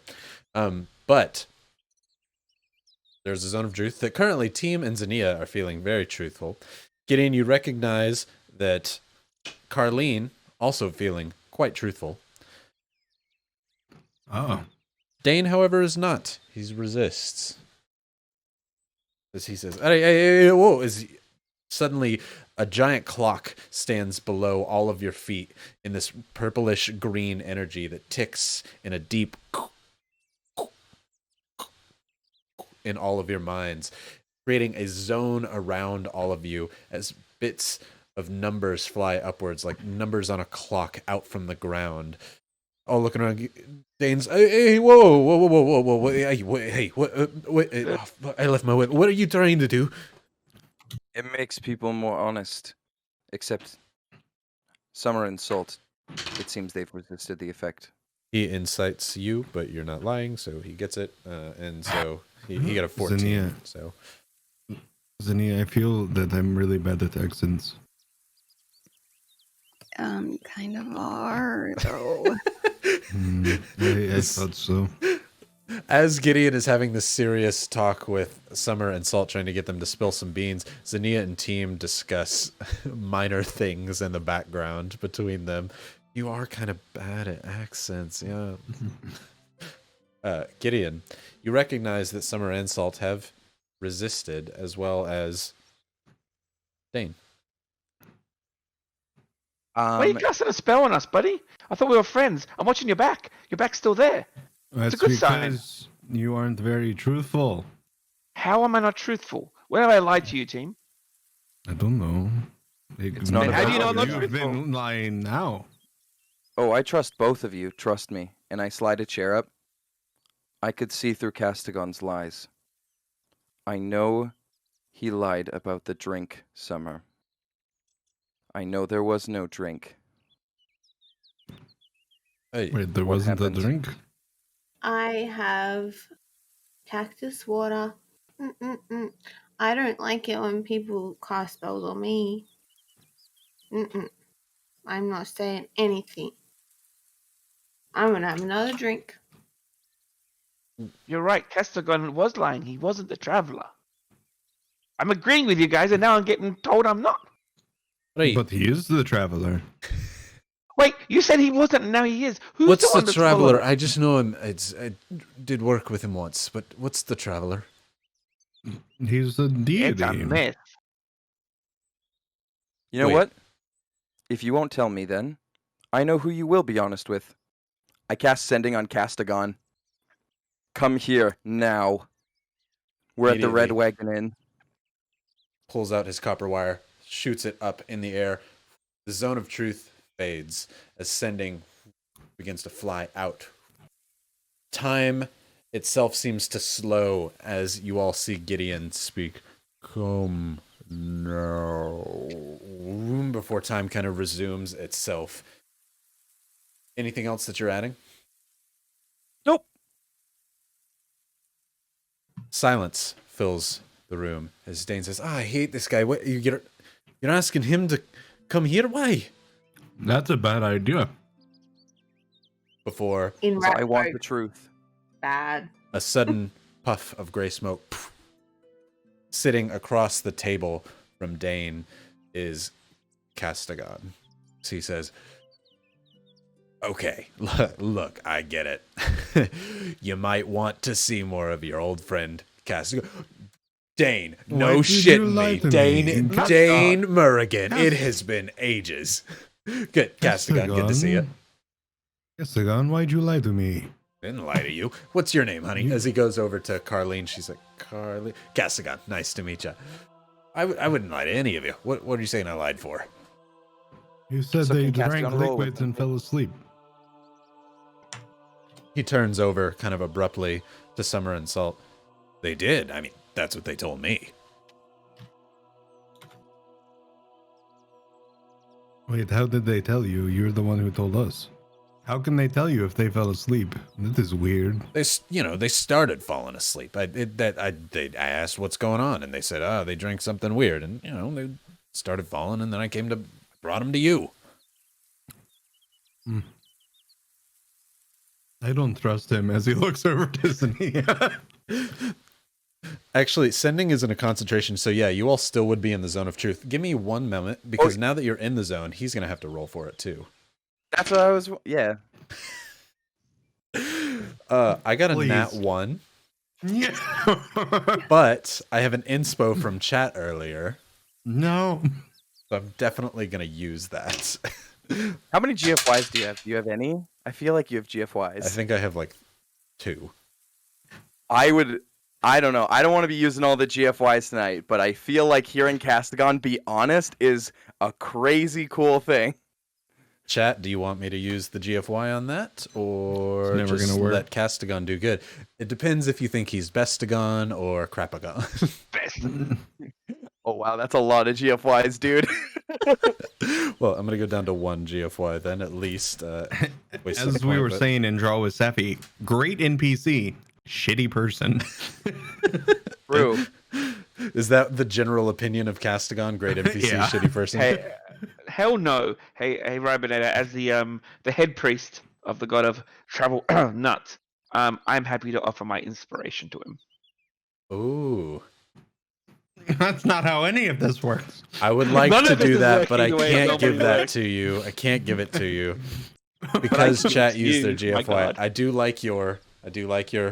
I like where your head's at though, but keep it in mind because you might need it. As Castigon sits down, you're like, "You lied to me." Castigon turns and he says, it's very liar. Of course I lied to you. Why would I give a shit about lying to you? Oh, Before he that kind hurt. of, huh? My feelings. I don't care. Sania, I have feelings. What happened at the stables, Castigon, when you looked me in the eyes and lied to me about how the ratlings passed out? What's going on here? Why? Hold on. Now, I just want to be here because you called me. What is it that you might need from your old friend, Castigon? Honesty. Yeah, of course. I've never given you honesty thus far, but I'm gonna try not to give it to you now. Can we call Sophia and have her hold him again? I That was don't like fun. her. I don't like her. I like her. I don't. I think she's I'm very not a nice. part of this, guys, and I walk out. Castigon, what happened at the stables? Look me in the eyes and tell the whole story, exactly as you told me before in front of the stables. I told you before. He kind of like he's really kind of holding himself here and really straining against this one as he before you hear a loud click from the clock below you. He says, I pulled him. I pulled their god. I pulled the god of chat in front of them and showed him how wicked and just a What? son of a bitch he is, and the worst of the gods, just an absolute vile creature. They couldn't even stand the sight of him. That knocked him out. I knew it would, and I brought him back to you. They questioned whether I was very good at what I did, and obviously I am. There. He looks a little bit mad at himself as he says this. And with that, we're going to pause there because it seems like a good place to have a small break. It is 8:53. We have 7 minutes. Why don't we have a 7-minute break for the time being? Make sure to enter exclamation mark Lud and follow to win some potion dice. For free. Potion dice. For free. Drew's got it covered. Make sure as well, if you want one of the questions to ask any of these characters, because last time it was, what song, if you could only listen to one song, throw some suggestions in the chat, and if we like your suggestion, we may use that as a question to help you further understand these characters in the next session. But for now, bathroom break. We will be right back in 6 minutes. Bye.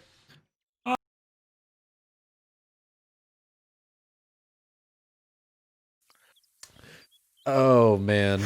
Oh, I did the wrong thing again.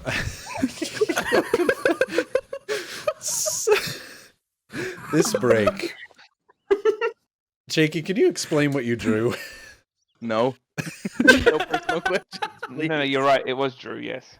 No personal questions, please. Jakey has thick team, and Brie, please. Something happened. Call me out for my bad parenting. Oh, that was hilarious. God tier parenting? Hello? That was the top tier Right? response. Are you kidding me? That was S tier. That's from learning from a pro. You don't get that on the first kid. You learn that on the second kid. Ready for number 2. My son, I got about 5 phone calls from daycare during the first half of this stream, and then I got a message from my husband that said, that he's fallen over and hurt his finger. It's very swollen, and he's been complaining about it. Don't know if it's broken. And they asked me if I needed to go, and I said he has a father, and then he'll be fine. Perfect. Oh, So Dean good. will, I'm sure, take care of it. oh, it just came when we first heard it. It was, yeah, my son's broke his finger. Oh, do you need to go? Yeah, he's got a father. Don't worry about it. So good. Oh man. Also, I'm seeing people ask how Rybo Mom's doing, even Rybo Dad. So we want to do a check-in on that. Hope Rybo Mom is doing good and We love you. awake and having a wonderful time. Sorry you had to look at Team's butt, Rabo Mom. That's true. I didn't Don't think about that. apologize. Sorry, Dad. These Makes are my me feel any friends. better. Ribo's the one that said I had to be holding it up. I wasn't going to show everyone. Be proud of your son, Rybo Mom. Yep. Thickums. Right. If you haven't done so yet, make sure you do your exclamation point LUD. We'll give it another like 20 seconds. A lot of people. How many people have entered, Drew? Are we basically good to go? No, we're missing like 13 people. Okay. Make sure you do your exclamation point LUD in the next 20, 30 seconds, and then we will give away one of the mighty health potion dice rollers, and we'll do another one tonight in case you don't win that one. You might win it the second time. So, do that. Also, there was a question about why thick Tim, and I'm pretty sure it's because he was called fat earlier. Mhm. Yes. Is that why? Yeah. Yep. It's absolute badonkadonk noticed by our boy Slip. hmm Slip's just like, damn, Team's piling on a dump truck back there. Baby. Slip Baby. slowly turns into Valos. Yeah, that's how it is. You know, once you see one Pixar mom walk by.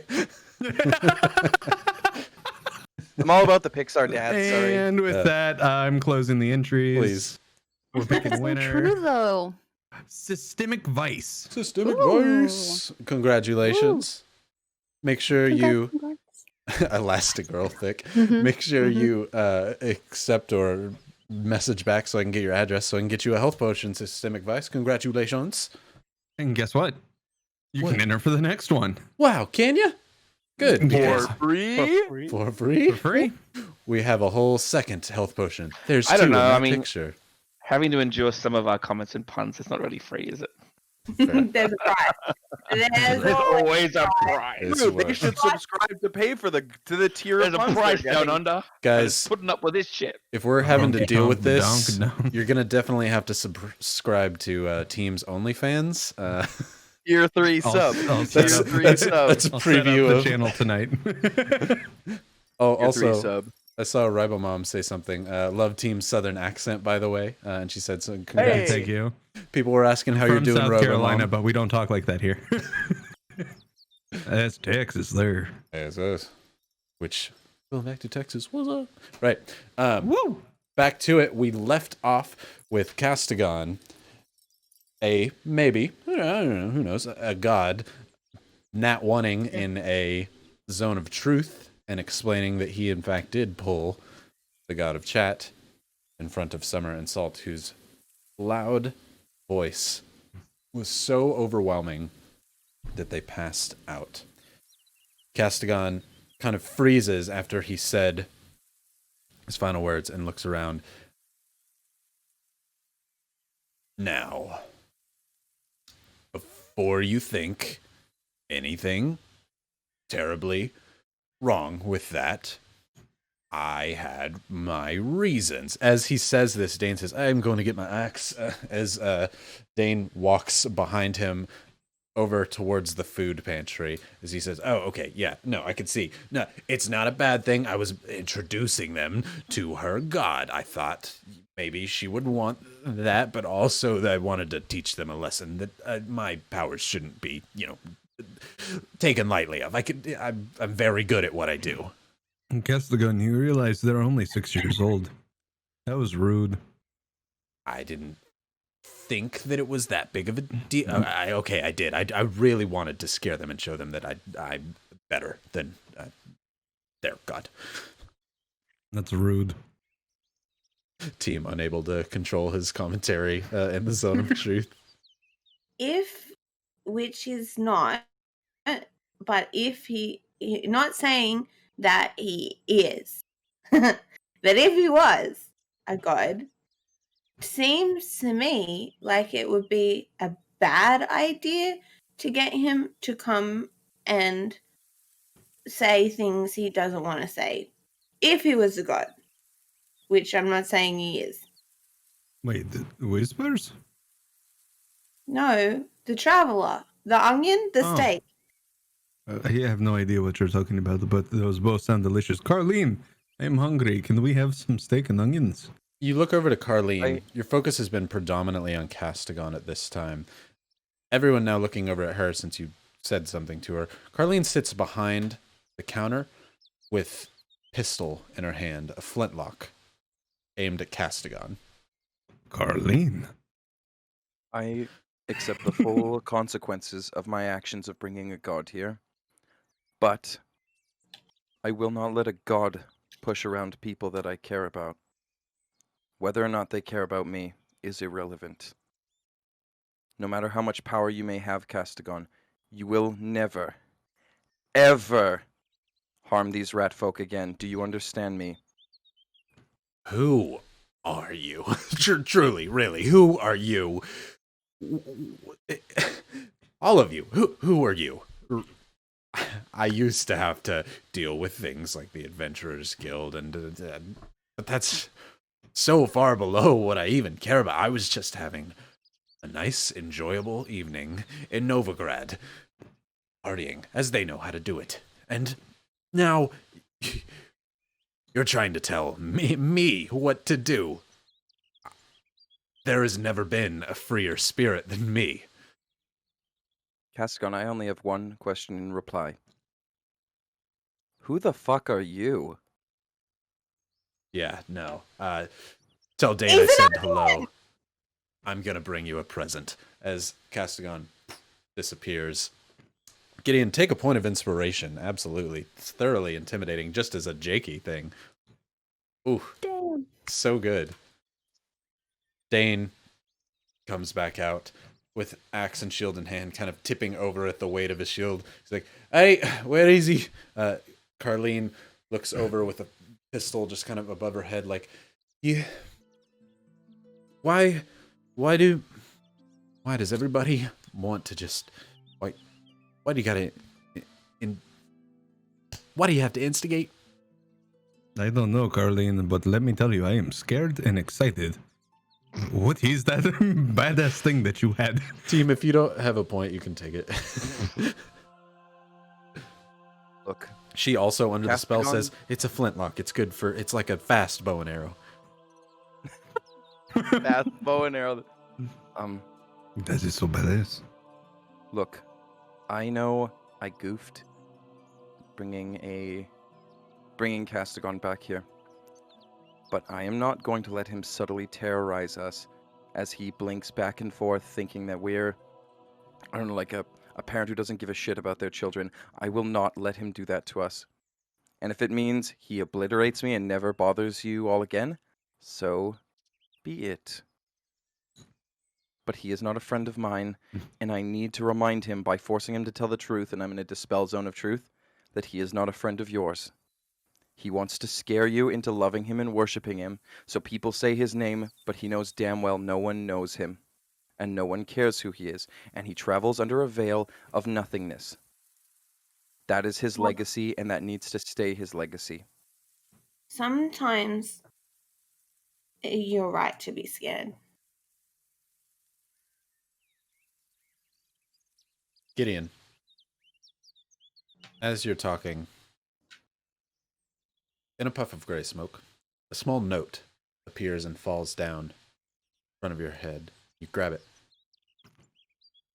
And like a "do you like me" note in school, it says red or green, and there are 2 checkboxes.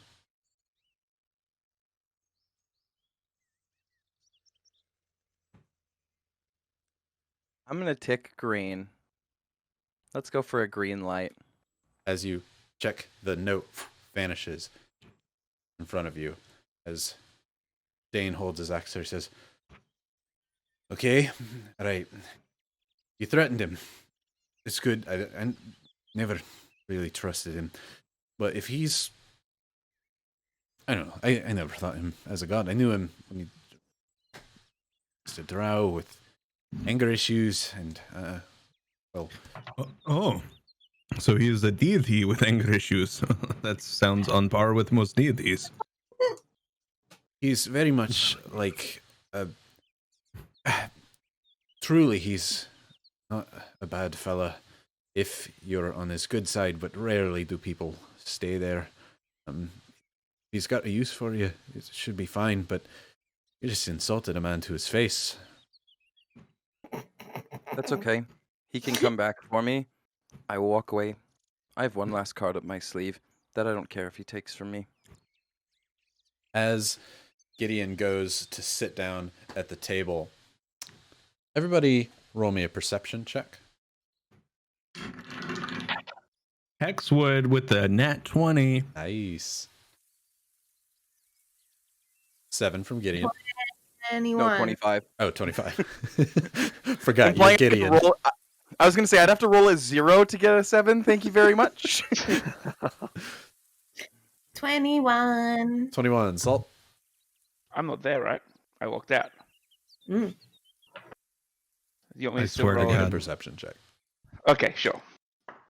Ooh. 3. Ooh. 3. Okay, doesn't matter. Zania. 15. 15. Salt, where did you head?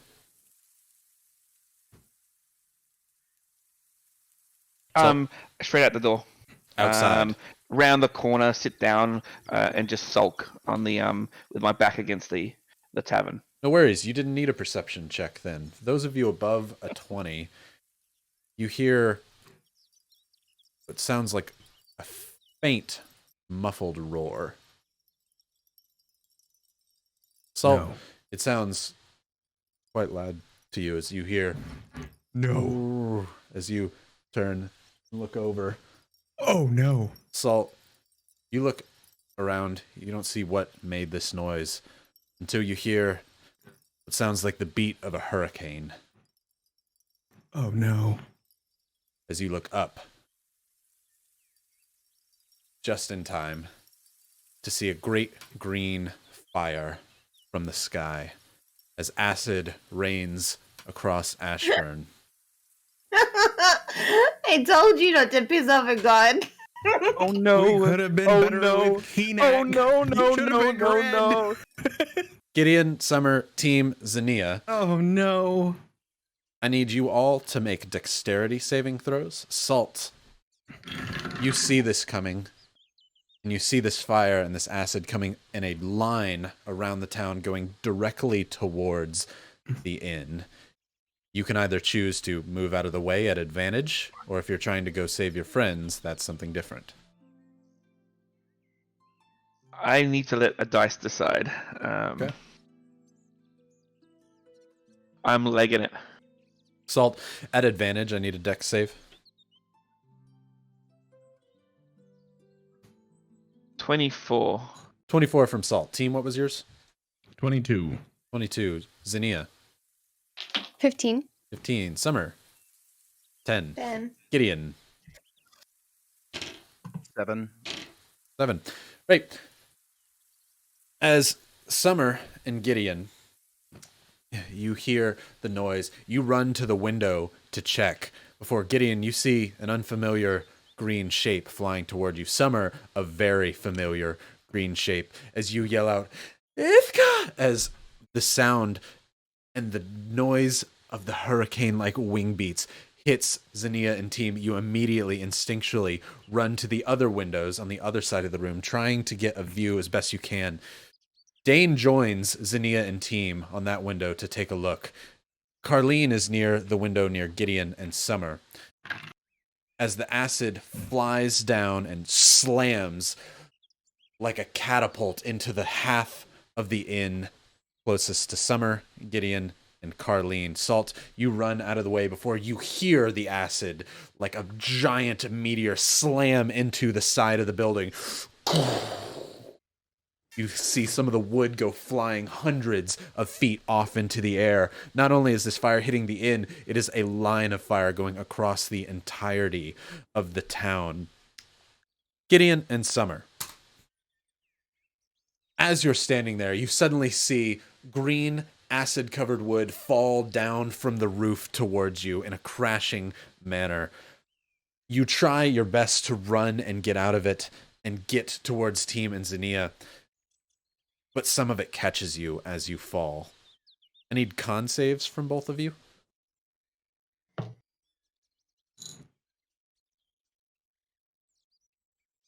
The 5? 18.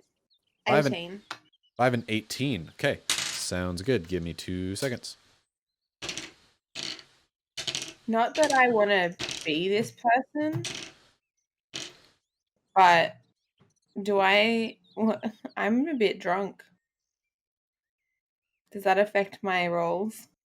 I would say in this instance, it's so shocking that it's I'm kind so of bad. immediately sobering and just scary. However, Best hangover cure ever. absolutely. It's like a rain. However, I'll give you the option. You can either keep your hat on, or you can jump, or you can either keep your hat on and still be a little drunk in the same spot, or your hat falls off as you jump. Oh no. No, my hat. I keep my hat with me. You are a little drunk then, and it makes it very difficult for you to react quickly. So instead, Gideon and Summer, you're both going to be hit by a falling piece of timber as it falls down from the sky, covered in this green acid material. Both of you are going to take 33 points of acid damage and bludgeoning in combination. That's exactly my 2 points. Is it? Okay. Summer, it falls, slams against you, and you fall down to the ground. Team Xenia, you look over to the side and you see huge bits of timber fly and slam Summer into the side of the wall. Not only do you see it slam into her, you can hear and smell the flesh and hair of the rat folk getting singed by this acid. Gideon, it slams across you, sending you flying into the other end of the room. Your leg is currently pinned by one of them as you're taking this acid damage. Xenia and team, roll me a perception check.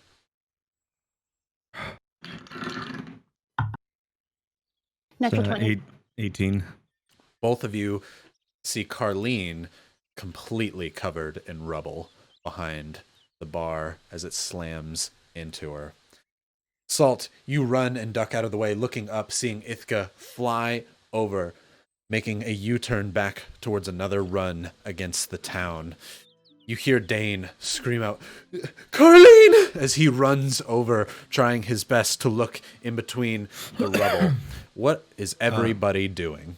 I'm grabbing Summer. Xenia and yelling for her to go to Summer, and I'm going for Gideon. Gideon, your leg trapped between you. Xenia, you run over to Summer. You see her stuck under a pile of logs, and you can smell the acid burning into her. Summer, I need you to make a death save at disadvantage while this is still currently on you. Once I've been hit, Wait. can I use a reaction or a spell or anything? Because if Summer can see me, I want to cast a second level healing word on her. Absolutely. 7 and 11. Sorry, 17 and 11 were Okay. what I. Both are a pass. Xenia, you run over to Summer. As a general reaction, Gideon, you see Xenia heading over to help. You go up to cast a spell. This is going to be at the same time. Xenia, you're also not seeing Gideon do this as you're currently focused on Summer. What are you doing? 3rd level cure wounds. Both of you heal her immensely at the same time. Your energies of green and red, color combos at this time, are intertwining like Christmas particles flying towards Summer, healing her. For how much from both of you? 11 for me. 11. Math. 10, 18. 18. Sounds good. Salt, you see Ithka coming back for another run. Yep. In my head, there's a loud voice going, "Are you a prince or are you a mouse?" And Salt, without even thinking, jumps up in the air, and Pepper's ethereal tail pops up, and he starts going up and Flying. up and up. Upwards. Higher. And he pulls out and higher. a dagger in the other hand. Salt, Mary Poppins-ing upwards with his tail-like mage hand with a light carving dagger in his hand, clad in fey black robes, flies high in the sky to meet Ithka. As Ithka comes back around, team, you're running over to Gideon. He's currently pinned and trapped by a large piece of timber. How are you helping? I'm trying to rip it like off of him. Go ahead and roll me a strength check. Gideon, are you helping or are you currently focused on Summer Okay. more than yourself?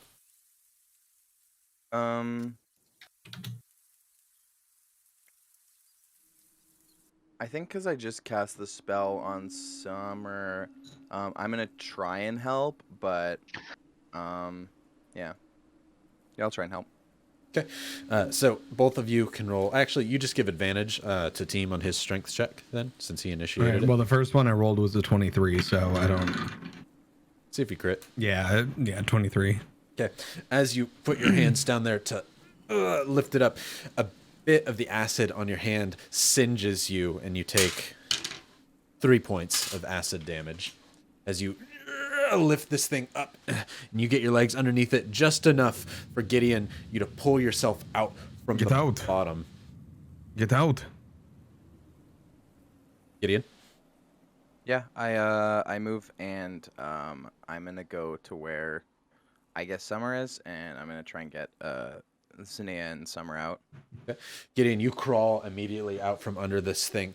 You're very, very much hurt. Team, he stands up, and you can see his leg is gnarled and mangles. There are pieces of flesh hanging off the bottom right of his calf there, but he's ignoring it as he's currently focused on helping Summer best he can. Summer, you find yourself awake and pinned under a large log here as Zinnia is trying to help you best she can. What are y'all doing? I need to ask you a question real quick, and it's going to determine if chat absolutely hates you or not. Where's Anna? Oh, good point. I was a little focused on something else. Right. Actually, I'll let chat decide. Do they want my role to pick, or do they want me to do high or low for them? Last time you did high or low, that did not go well. It's true. It's I true. mean, Go Robert was against your guts. Whatever your guts are telling you, go against them. This is on me, Ryan. Bobo says, cruel choice, GFY. I wouldn't say that it's cruel. Okay, I'm seeing roll. Well, I got a nat 1. So, not me. I tried to give you a lifeline. Not cruel. As, yes, Ada is nowhere to be found. Cool. Cool. Cool. Great. Cool. I have my scythe out. Team, you pull your scythe out and ready to go, looking around for your friend. Summer, Zinnia, Running what are my you two hand. doing? I'm not pitting it on y'all think creative. I tried to give you a lifeline. It was definitely my role. Blame me. I'm gonna make sure Summer's up, make sure she's okay. You okay? Am I pinned under something at the moment? You are currently. Oh, she is. Oops. I will help take it off.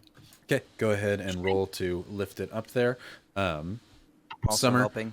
Okay, yeah, then you have advantage, Zinnia, if Summer and Gideon would be helping. Well, one is a natural 20, and another one is a natural 1. Oh my god. Ooh, Oh my god. good use then.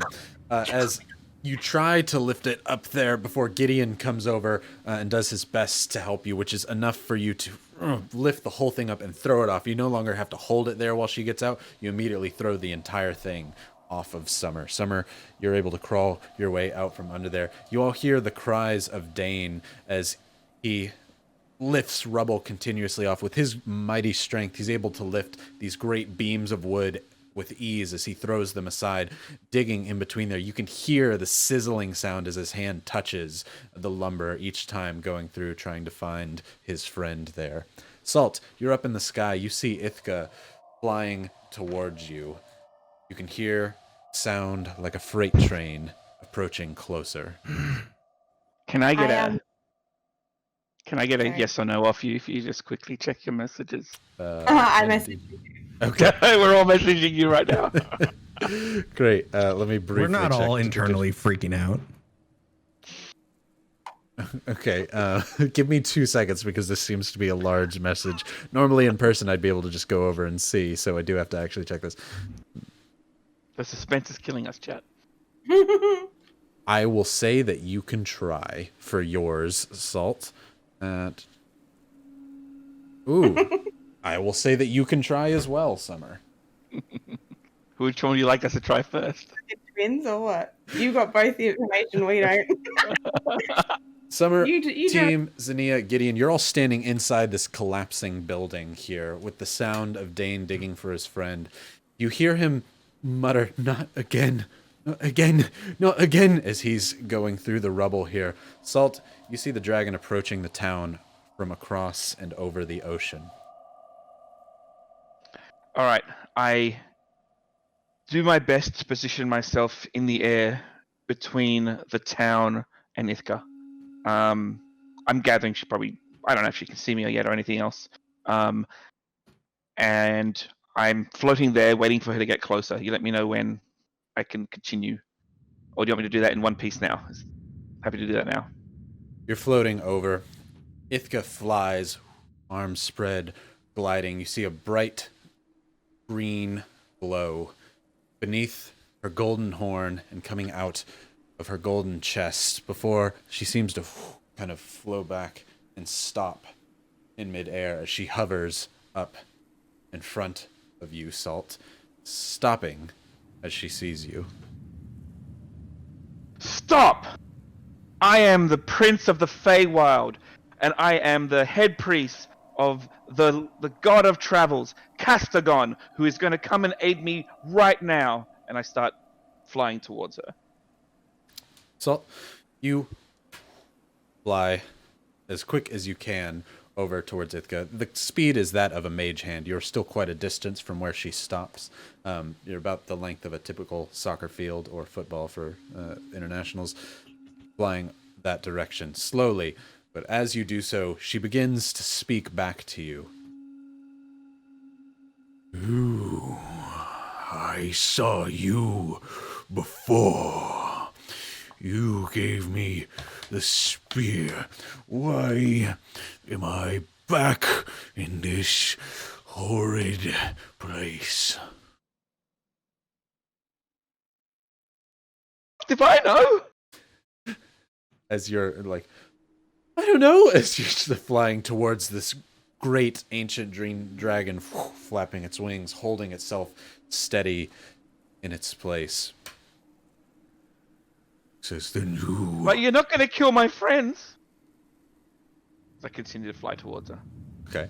As you fly with your tail ever closer towards Ithka, seeming to be almost amused, like an ant crawling on a human's leg, looking at it, ready to flick it away, but curious as to where it's going. You are dwarfed by the mighty size of this ancient dragon. As you fly ever closer towards it, she... Why do you charge me, little one? Because someone has to, and that someone is me.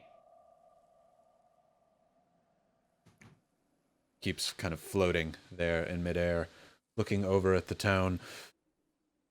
Where are your friends? Most likely dead. Where are your friends?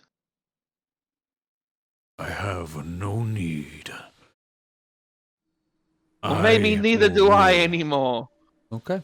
Salt talks and doesn't hear what she says. She said, maybe neither do I anymore. As Salt gets very close. Salt, you are beat from Ithka as she stands there, again, bemused, waiting to see what you are to do. What are you doing? I'm going to go by the power of the Lord of Travels.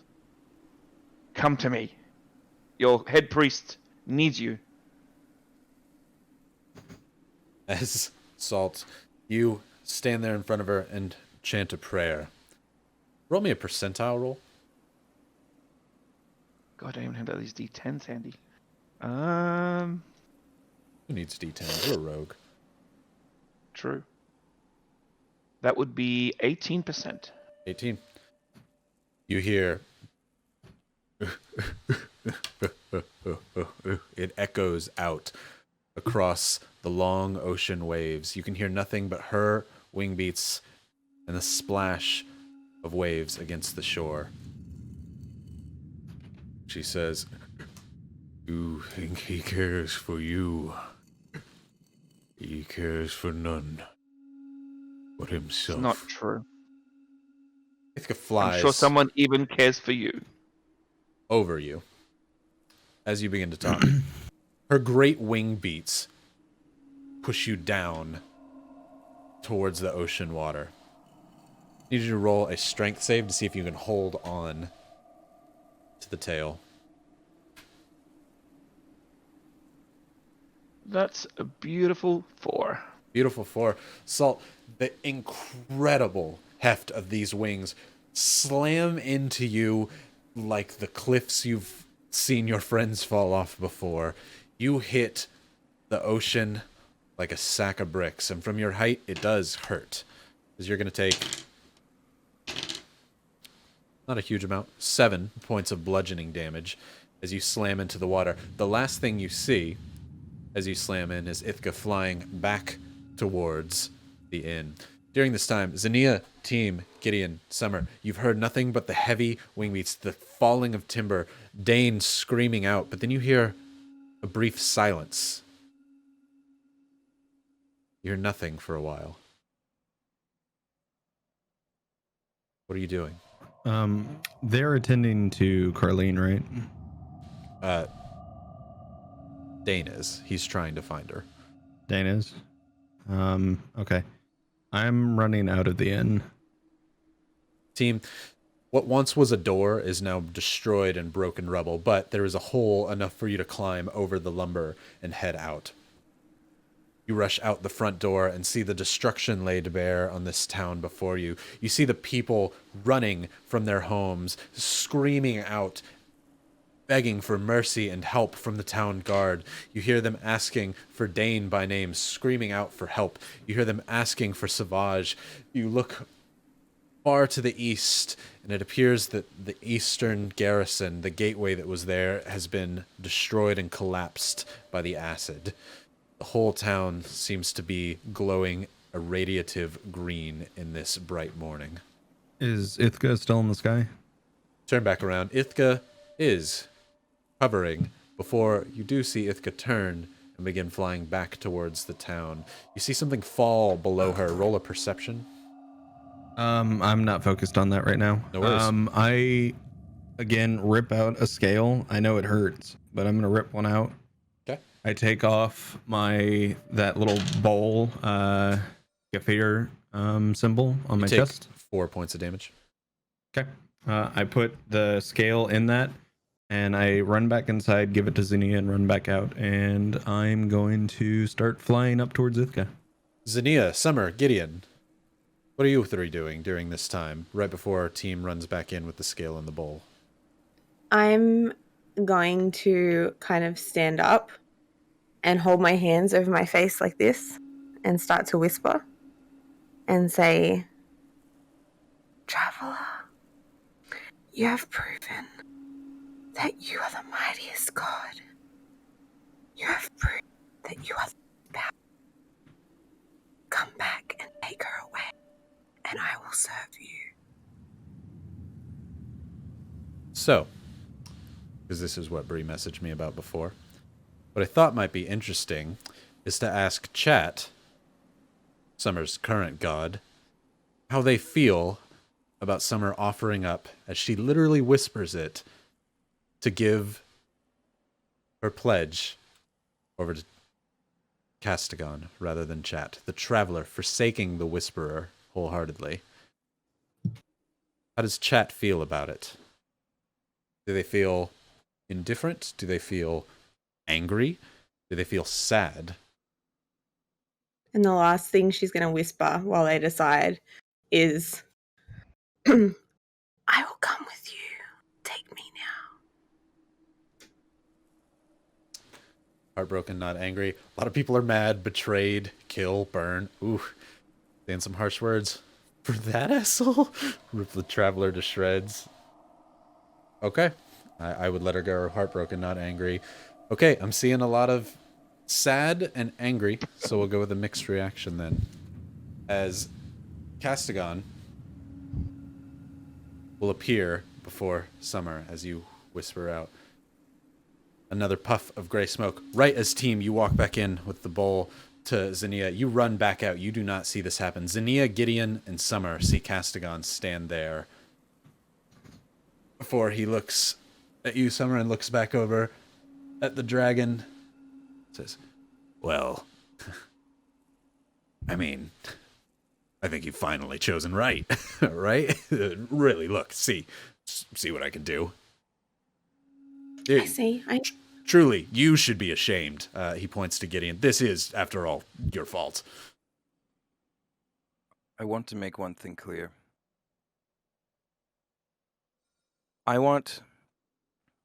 No, you know what, Castigon? You have done something more than gods do. You have hurt people and made people scared of Ithaca. But still no one knows who you are. But make Ithaca go away, and I know one place where your name will be remembered forever. Summer's offering to worship you, and she will, and endlessly people will worship you. It's just one thing, and it's one place. You just take one step with me. Then you know what? I might actually be impressed. go ahead and roll a persuasion roll. That's a natural 20. Ooh. Ooh. I think it becomes a 19 because my persuasion's -1. Yeah, it's a 19, but Hey, a nat 20. Chat versus Castigon. Ribomom said it best. Can I cast Gift of the Gab to rewind what was said What you said? and reach my head out? What he said? We've used it like this before once. What Gideon said or what you said? What Gideon said. We've used it once, but you haven't used it on a time cleric before. True. I will let you confer with Jakey if that's what you want to do. All I have to say is that next week's recap with Salt doing the recap is going to be fucking nuts. And then No, and then, but then, yeah. So you're wanting to reverse what Gideon just said? Yeah. Okay. As you say it, you say, offer one place to worship. Castigon, kind of blanket from his mind. You pull it back. As Castigon looks back at you, Summer. And he points to Gideon, says, Truly, this is your fault. I mean, you caused all of this. Can we have a sec to confer then? Because I'm a little... Jakey confused? Jakey's confused. Okay, so the spell, and correct me if I'm How does wrong, Gift of Summer. the Gab work? Sorry. Gift Like, of the- I've never heard of it. That's why I'm confused. No worries. It would reverse what you just said, so as if it never happened. It Correct. makes them hear something. It makes them hear something else. Ah, gotcha. I thought it was a reverse. Okay, would you rather... yeah, so now that you know what it does, it makes them hear something else. Sorry, even my understanding was off. I make him hear something else. Okay, you still want Like, to go with I that, make- Jakey?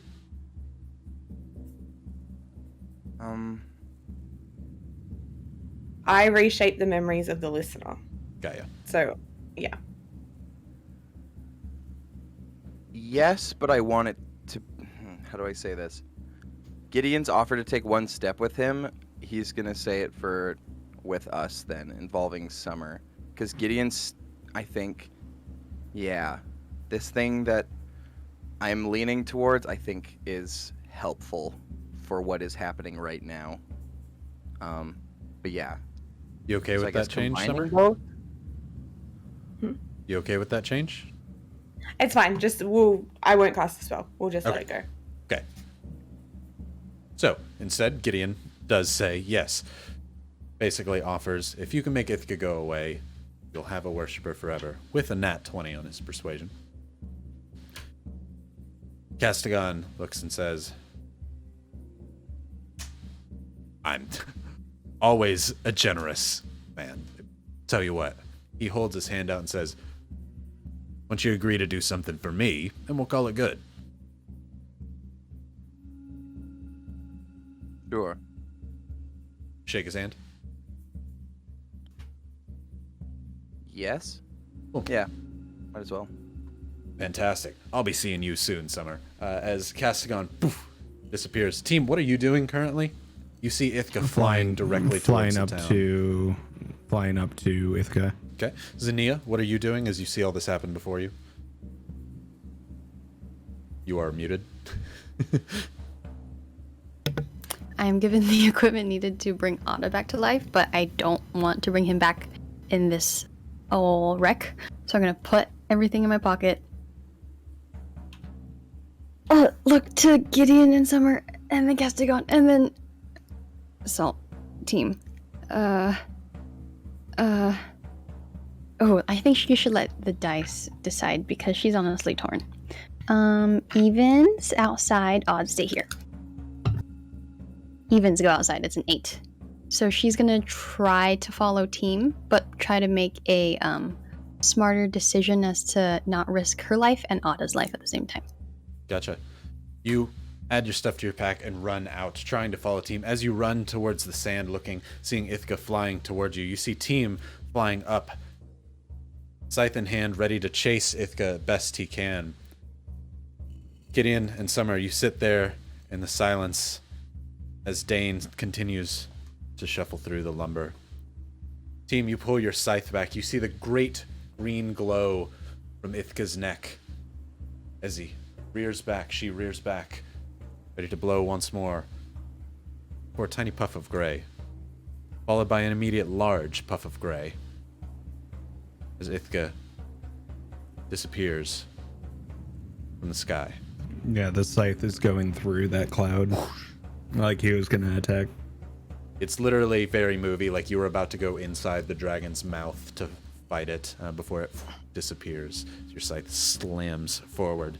You kind of lose your balance a little bit as you kind of catch yourself in the air. Salt, you come up from the water, seeing team flying above. His scythe possibly cleaving Ithka in one single blow, but you also recognize the gray smoke of Castigon.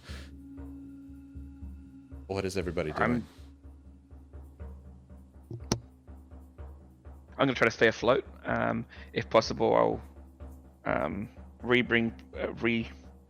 etherealize the tail to give me support as well. As you try and swim before, it's better to just grab the tail like a ladder rung and fly yourself up. As you see team in the air and Xenia standing on the beach, the green radiative glow of the town behind you, hearing the screams of those affected in the distance. Do I see Salt? Roll a perception. Probably look up. Maybe not. 7 plus 13. 13. Salt is currently flying because of the tail, so he's a little bit above the waves. So you do see him down below in the distance from team. Oh my god. Oh my god. And I would also like to assume that she might not have been there for the exchange between Castigon and Summer and Gideon, just because everything was happening in a flash. So she does not know what caused Ithka to disappear. Like, team did it. Like, what? Whoa. Wow, good job, team. Yeah. That's why you engraved the scythe. It's probably at that point in time you would hear a similar roar to Ithka, granted not as loud, but very similar, coming from team. Draconic in nature as he flies above you, Salt. You hear a deep, deep dragonborn bellow in anger and frustration.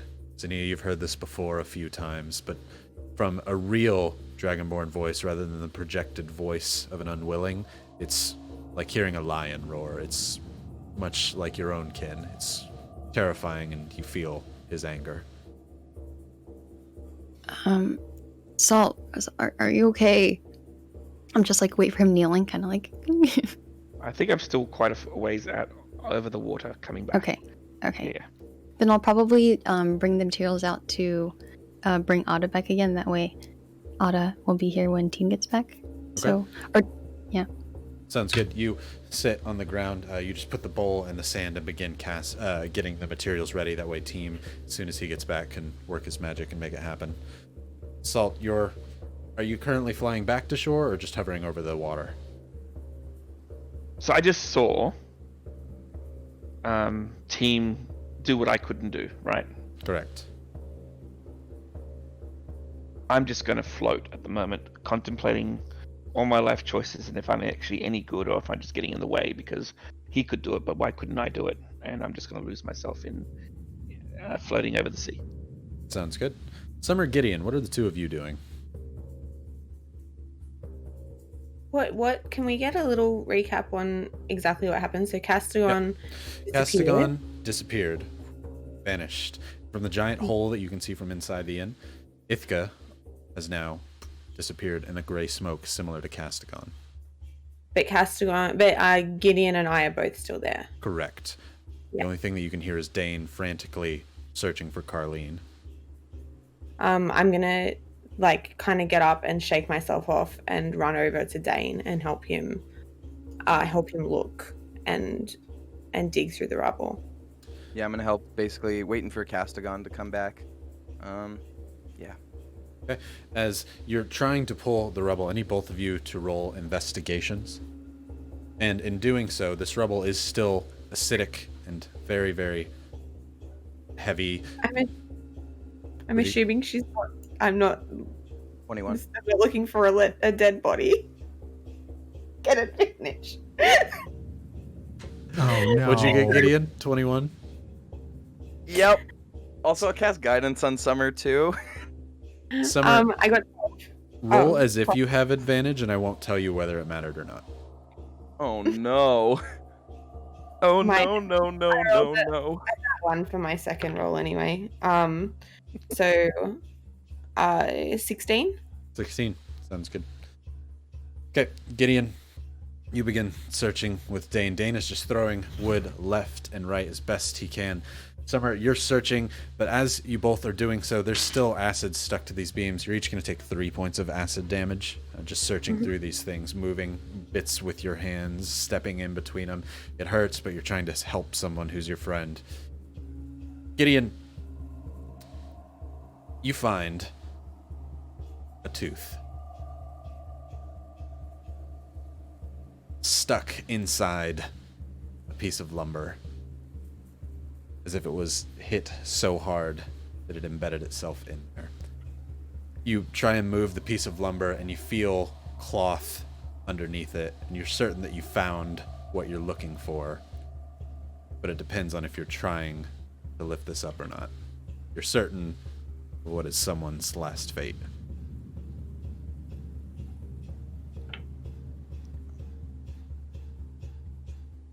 Yeah, Gideon, I feel like normally Gideon would be like, oh, she probably got away, but I think Gideon's at the point where he starts to pull her body out, and he takes cloth from his bedroll and basically wraps her up, and then carries her and puts her on a table.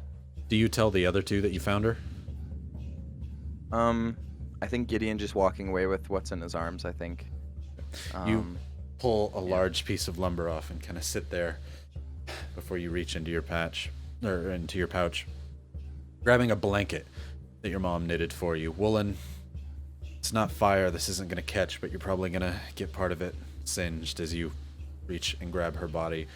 Respectfully, you cover the face with what's much left of it. As you pick Carleen up and walk over to the table. Summer, you're digging through. You hear Dane calling out, "Carleen! Carleen!"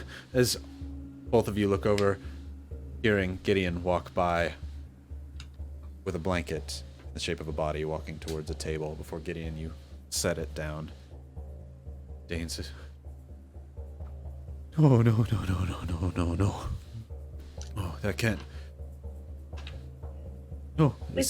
He walks over. Summer, go ahead. You can do that time thing. Do that time thing, and then you can heal her. How much money do you have on you? Me? I I only have 200 gold. I just need a little bit more, and I can. Heaps. We've got gold. We've got heaps of gold. I remember all the gold that we have. There's at least 2,500 in the bag at the moment. There's a lot. Like lots of Okay. it. Like, and I dump out the hat and I start just pulling gold out. Gideon, Okay, she starts slamming gold on the table. I take like 100 gold. I'm gonna use, or let me double check if it's, yeah, I use 300 gold, so 200 of mine, so I have no gold left, and then 100, and I'm gonna use Revivify. Do you have that material component on you? Oh diamond. dang! I need a diamond, don't I? Not the Diamond gold worth coming out. 300. Can I try and do it with just the gold? Can like even if Didn't I we burn two get a silver for diamond? muster? Worth that much? Rubies. I have rubies. I have 6 rubies. Rubies and a few sapphires. Can I try and muster something like, I don't know? Can taking the absolutely gold try. and- I pull out the rubies and I'm like, these are like red diamonds. What kind of check would that be for me to try, I guess? Let's see. Roll a percentile for me. Oh god. Not in our pouch, team, so it must be something you grab, maybe. Dwarf, get Dane. Do you have diamonds? No, but we're no. I'll check in the back. I'll check in the back before Dane runs. There's nothing but rubble where he stops, falls to his knees. Our store is down below in a cellar. It's covered. I could maybe get there. I'll work. As he goes back, you can see his arm is completely just singed, like a burn victim who's fallen arms first into a barn fire. He's going back at it, though. He cares not for his own personal help. Sorry, is the store the place that we ran away from, like the underneath, like under the hatch? Is that what he's talking about? Yeah. Would I? Can I just Eldritch blast the floor until the floorboards break? Yeah, the floor is stone, but you could definitely go for it. Okay, the store's split. I'm still gonna try. Gideon, what did you get? Also, yeah, I thought I got a 19 and I got real sad, but I got a 91. Okay. I misread them and I was like, well, game over. And then I was like, oh wait, there's a 0 after that one. Gideon, Thanks, Drew, for these pretty dice. you put all of the gold, 300 of it, in a pile next to her and try. Okay, I've thought this through with a diamond about this value. Maybe I can do a spell to convert the gold into a diamond. Before I do, I think you think in your mind back in time. You must have studied something like this before. You reach deep into your memory, thinking if there's a way to alchemically change this gold into diamond. Or you just don't know how that can happen. Before you hear a voice in your head. Say, I can do it for you. Gideon closes his eyes and starts to tear up, and when his eyes open, he has square pupils and completely purpled over eyes. Summer, roll a perception as you begin slamming Eldritch Blast after Eldritch Blast down into the floor. 17. 17. You are slamming best you can. Dane, seeing your efforts, takes the back end of his axe, the heavy end, and tries to help you, just slamming into the floor, trying to break through the stone like a pick.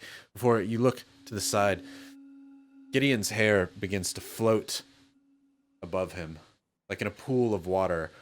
As his eyes have turned purple, he puts his hand towards the gold. As out of his hand, from the very center, like a maw, pours 3 purple tentacles that pull the coins one by one on each little suction cup. You hear as it's pulling them up into Gideon's hand. Before he looks back, places his hand directly over Carleen. He pulls the blanket over her face. You get the first glimpse of the aftermath and instinctually turn your head away. For Gideon's hand, those tentacles reach out and go over her face. The suction cups pulling in piece by piece, piece by piece, tooth, hair, reconstructing what once was Carleen. Before, roll me one more perception check, Summer and Gideon. 24. Another 17. As his hand pulls away, you see a small, almost larva-like creature fall from Gideon's hand into her eye before it begins burrowing itself back behind her eyeball. Before suddenly, Carleen comes back, clutching at her chest. She begins yelling and screaming out, "Get it out! Get it out! Get it out!" Seemingly not fazed by the bruise and destroyed body inside of her, but clawing at her cheek. "Get it out! Get it out! Get it out!" Dane runs over and puts his hand on her face. It's just, what? Before she kind of just falls back unconscious, slams her head against the stone table carved with an M for Merrigan. Gideon, I look at your vision Zanea. returns back to normal. Zanea and Team and Salt are currently outside the inn. It is you, Summer, Oh, they are? Okay. Dane, and unconscious Carleen on the table. I make immediate eye contact with Gideon.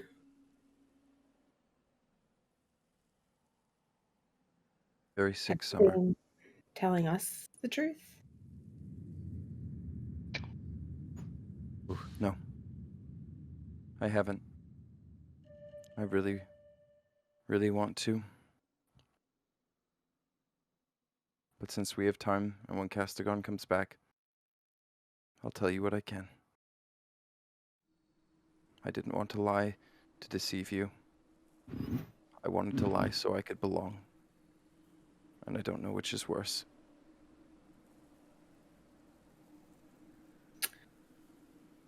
Neither do I.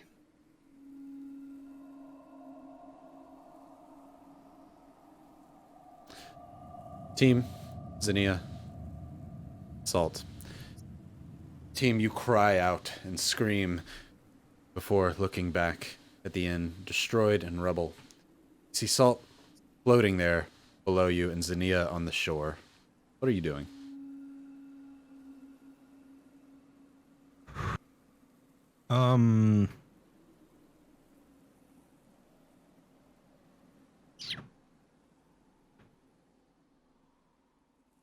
I don't know.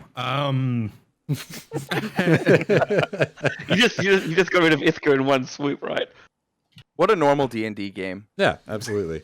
Fight goblins. Look, Get so money. there's a general issue of scale in D&D and keeping things small. However, all of you guys keep doing things to gods and people who are trying to do things to and for gods and insulting gods and not wanting gods in a zone of truth and pledging your deserved it. allegiance to gods in front of the gods. Rybo, What am I supposed to do? Rybo, it's because we like the sound of your voice and we like to hear you play all of these gods for us. We just think you're real cute. This is There we long go. distance flirting, Rybo. It's been a long pandemic, Rybo.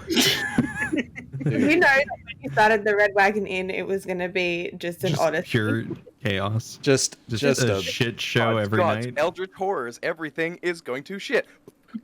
um, I had a nice campaign planned for some gladiatorial combat. Team. Gladiator! Episode 1. Hercules. Oh, look, a spear. What's this banana yellow spear doing here? All right, team. While you're waiting, I'm happy to take over. What Salt's doing. Well, I was gonna say, team flies down away from the inn, and off in the distance, you could probably hear him cursing in, well, what you could assume would probably be cursing in Draconic, very deep guttural. He stands off in the distance, and he's just yelling out that none of us deserve to exist, and this is wrong.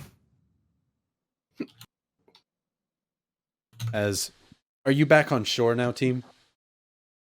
Um, Or still flying? I'm back on the ground. Okay. Yeah.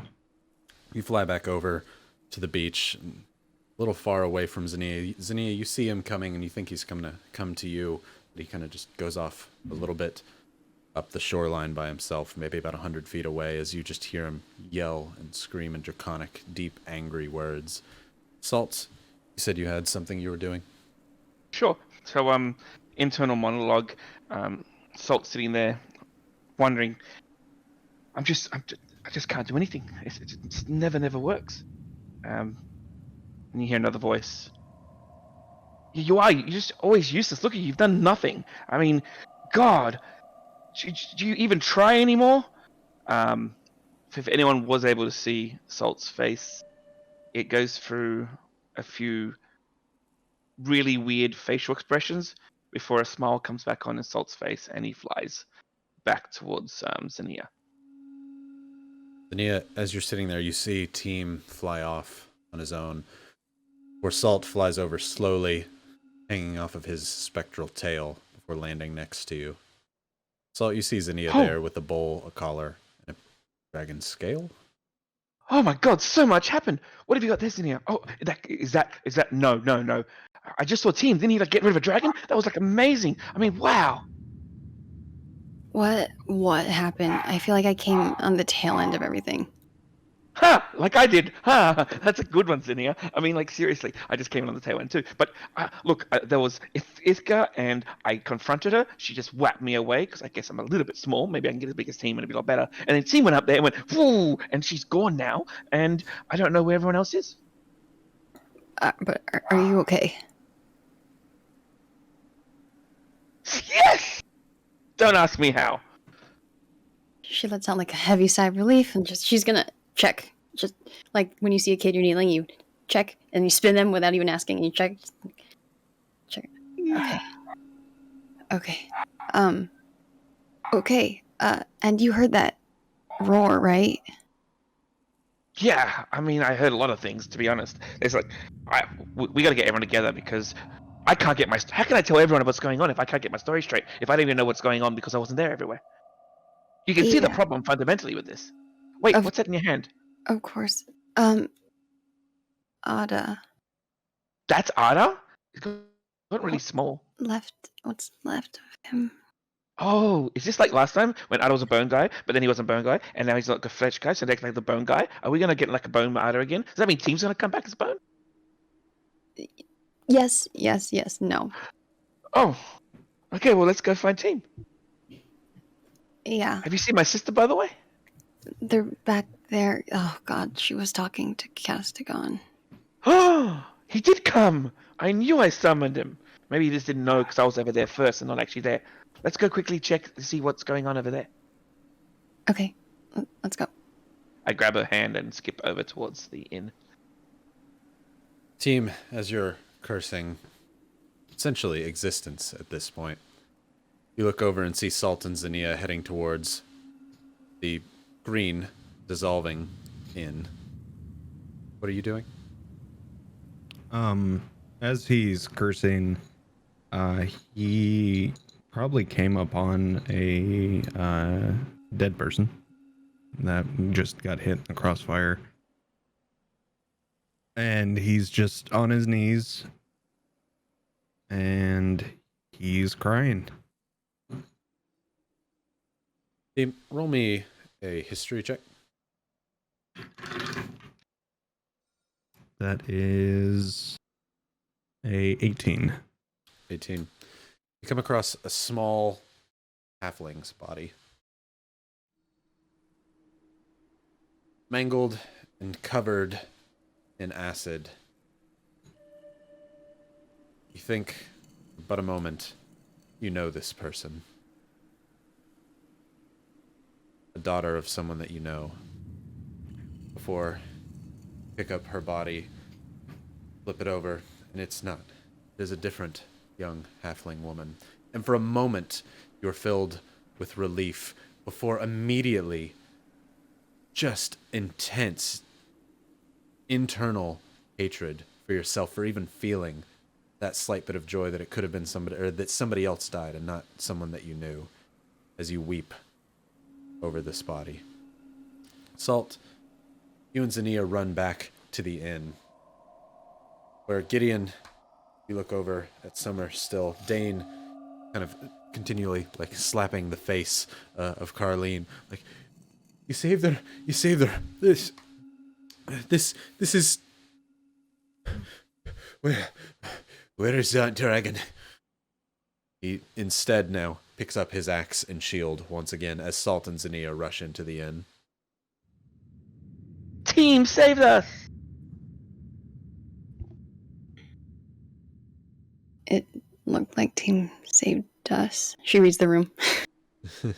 As Salt yells out triumphantly, but a somber tone fills the air as Dane says, he killed that dragon? It's no longer there. I mean, Maybe. didn't he use that arrow one time where he like got someone to disappear from the world? Maybe he did that again. That sounds like a team thing to do. But that was like bony team, not really fleshy team. He wasn't here just a minute ago, young ratling, and now she's gone again? Did he kill her, or is she just gone once more? I don't know, but I can tell you that the water's very cold and it tastes like salt. He took a swipe. Team took a swipe right in the mouth. He almost got swallowed, and then she poofed. She'll be back. But she doesn't want to be here.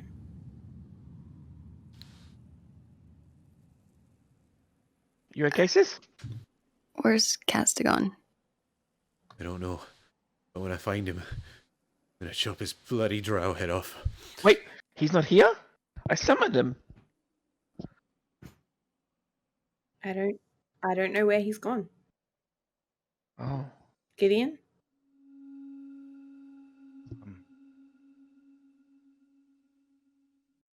Gideon sits there. Summer, let's go upstairs. We need to call Castigon back. Dane says, all right, going with you. Dane, you need to take care of her, and I point at our unconscious friend. Dane puts a meaty finger in your chest, which kind of causes you to push back a little bit. He says, I've let so much happen to my friends. Won't be letting this happen again. He comes back on his head on a spike. I'm gonna mount him in the Mergen halls. If she's truly okay, and she will be fine while I take care of our grey drow friend. As he says this and points his hand out, a sudden grey puff appears behind Dane before he says, I need them for a moment, before Dane disappears. You're back! Castigon is gone. For Castigon puffs back in one more time. Patting off his clothes, you see bright green radiating from the bottom of his trousers and his little vest there. His, gotta be careful with them dragons, am I right? Oh, man. So. I knew you'd save us. You're welcome. Thank you. Thank you. Truly, you're welcome. All of you. You most of all, Summer. Great to have a new friend, a disciple, well, I think I'm going to call it that, a disciple. Salt, you did a great job. I heard you, buddy, but I really wanted to hear it from your sister on this one. I already had you. We got a deal, though, Gideon. Yes, we have a trade. I want Right. Summer to be there to witness my part. Oh. And then whatever your part is, we'll do it. Oh, absolutely. No. I'm going to need all of you. Where's the, excuse me, but a moment, as Castigon disappears once more. Team, you hear a next to you as you look to the side and see Castigon kneeling down below you. He says, buddy, this is tragic, but We gotta have a conversation. How could you do this? This person was innocent. I mean, truly, I didn't want to. I Now swear fuck to you. off with your shitty excuse. This person was innocent. You could have did that to us. We were the ones that pissed you off. And she's dead because of it. What are you Fuck talking you. about? Do you think I'm a dragon? No. Buddy, I wish. Truly. You are such a shitty person. Look, see, this is where it all got started. I think we just got off on the wrong foot here. There I is wanted to no help wrong you. Foot. You can fuck off. Okay, well, look, Gideon promised your services, so gonna need I them. don't care what he promised. Gideon promised my services. He didn't say all of us. I don't care what Gideon promised you. I made no such promise to you. Well, There are people here that were innocent and they are dead. he stands up. He's Because like, you brought that dragon here. well, I took her away. It was a trade. You fair didn't have trade. to bring her in the first place. Well, I don't have to do it again. You could have brought us to her and you would have proven your point. I could have. Team's gonna stand up with this halfling and start carrying her to the inn. Well, okay. Well, I'll see you there. Not another fucking word. I don't want to hear it. He's gonna keep walking. Smiles at you, but you see none of it as he disappears and puffs back in front of you. Gideon, Summer, Salt, Sania. Team will be here shortly. He's a bit miffed. No pleasing some people. Right. Our deal was you would take one step with me and prove a point to me. Mm-hmm. And then the services of us are yours. So I have a place I would like you to take Summer and I. Summer to be witness, as you know she is your acolyte now, and she won't defy you. She is mutual between the two of us. Summer does not trust me whatsoever, but she cares about you, so it's even in your favor. That was the deal we shook hands with. Look. And as a god and as a friend, I feel you should keep that deal. Correct? Blondie, I'm gonna do your deal. I do nothing but deals. That's what I do all day. I'm happy to Fantastic. do your deal. Good. That's Now. all I needed to hear. Where does your deal perhaps take us? What exactly is it's the Temple of Time area where the time scar is, correct, Rybo? Correct. Gideon would say just outside of that area, wherever the most accurate, like, stoop is we could stand I will near the time scar. even show on the screen right there. Except the fun facts are also showing on the screen, but whatever. Yeah. Zanira, This was nuts. thunder, and the lightning, and the thunder. What music do we like while we're about to die? Whoa! Of these places, His favorite song. It's Toxic. Dun, dun, dun, dun, dun, dun, dun, dun. that's the DM's favorite song. Where Sorry, from this anyway. map would you like to go? So I'm gonna pull up the stream because I can't see what you're sharing. Oh, sorry. I thought. Yeah, my bad. I thought you had it on. Yes. No, I just have the chat pop out. Gotcha. I do. That's what I generally have too. Yeah, I guess like right. I would say like basically like outside of the time scar, like probably 20, 30 feet from where it's dangerous. Okay. Sounds good. Gonna take that away. Right. Or I guess one step from where it's dangerous, because that's technically the deal. If Before they Castigon's gonna tell- call me on it. Before they teleport Ryan or whatever they're gonna do, can Salt quickly run over and give Summer a hug? Yeah, absolutely. All right, I'll run over and give Summer a hug, squeeze her really strongly, and say, "You take care of yourself, whatever you do, sunshine," and then let go. It's like, whoa. Why don't we all just go? You take care of him. Take I'm what? not- Everyone's talking. They need to taking meet a care of. friend here. They need to take care of visiting a friend who's going to be here soon. I don't know how long our agreement is going to take. So, yeah, let's go. Am I there yet? We'll say you're probably about to enter, but not quite yet. Okay. Gideon, you're asking him to go like right above Tranquil Lake. right next to the edge of the time Mm-hmm. scar, correct? You betcha. So he says, okay. I know. Time clerics, time was. I know what you do. If I've Just- been in there, a god can, can't you? That's where I want the one step. You agreed to one step. We're going to step in the time scar together. And you're going to give your necklace over to Summer, who trusts you, or place it at her feet so she doesn't touch it. Because if you can just teleport out, it doesn't. Just place it in front of her feet then. This is a I family want to see heirloom. you do it. Why would I give my Family necklace heirloom or away? not. Because I want to see Castigon not rely on his necklace while he takes one step that a mortal could take. No one worships me. Roll a persuasion. Start your church here. Can I cast guidance on myself potentially? Sure. We're already there, right? Did we No, already get? you haven't teleported yet. Okay. Uh, You can aid if you'd like. Y'all are all in earshot of this conversation except team. Zinnia and Salt, you all here as well. I just want to point out that the hat is on the table, and there's gold being strewn out. Sounds good. Sounds like a job for Salt.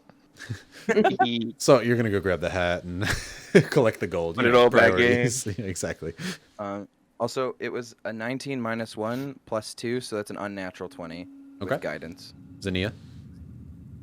I think Zinnia's just standing there in disbelief. And what did she miss in stepping outside? And what the fuck is happening? I get all the confusion. But Summer, explain it to her. I gotta look here, Blondie. I don't care what you want me to do. I'll take you to the scar. We shook on that. I'm a man of my word. I never go back on a deal, and I hope that you don't. But I don't this either. That's why I'm is taking a precious step with to you. me. Oh, Summer's not gonna. Summer worships you. You made Summer lie for you. You've done so much to Summer that she would go to the ends of the earth for you, and I can see that in her eyes. You've not only made her absolutely terrified of your power, you have made her in awe of your power. Congratulations. So that is why she's there, because Summer does not trust me whatsoever. Summer does not believe in me, so Summer will not help me whatsoever.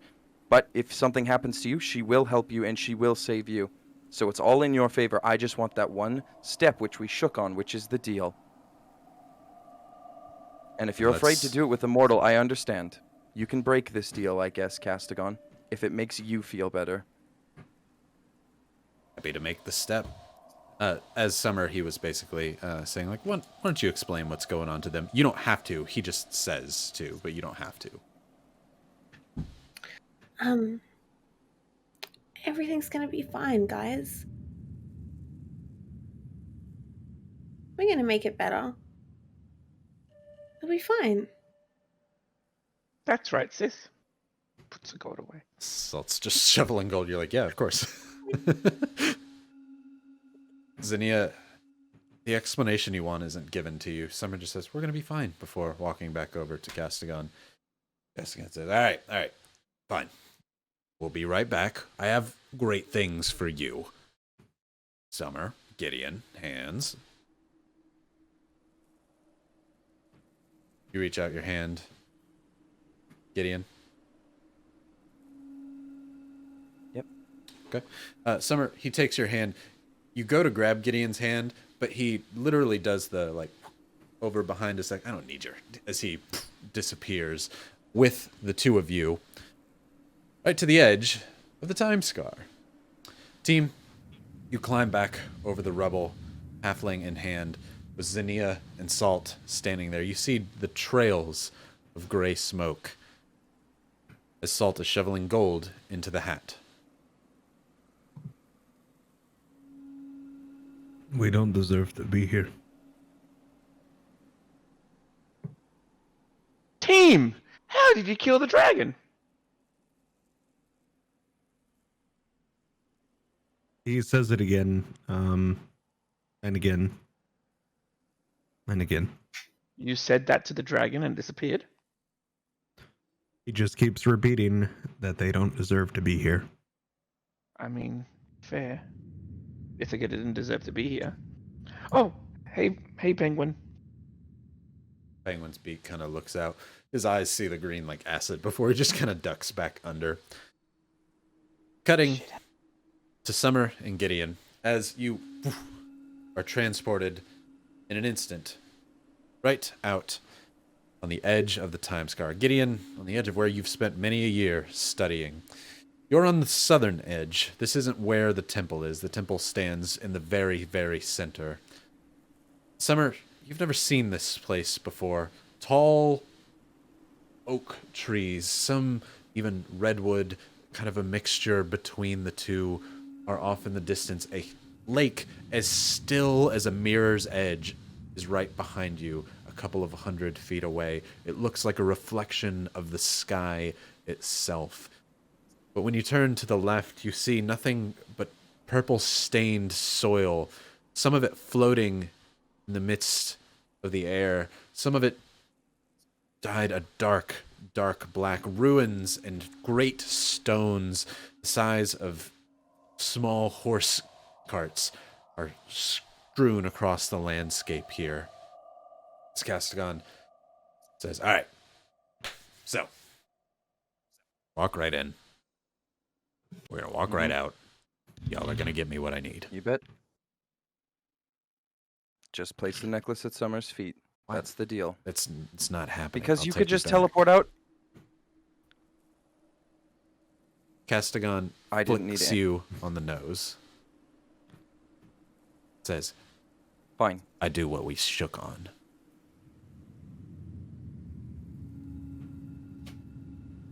Fine. Summer, stand out here. Yeah. Summer? I'm just gonna stand back with my head down. Okay. He looks at you and kind of does a wave, like, after you.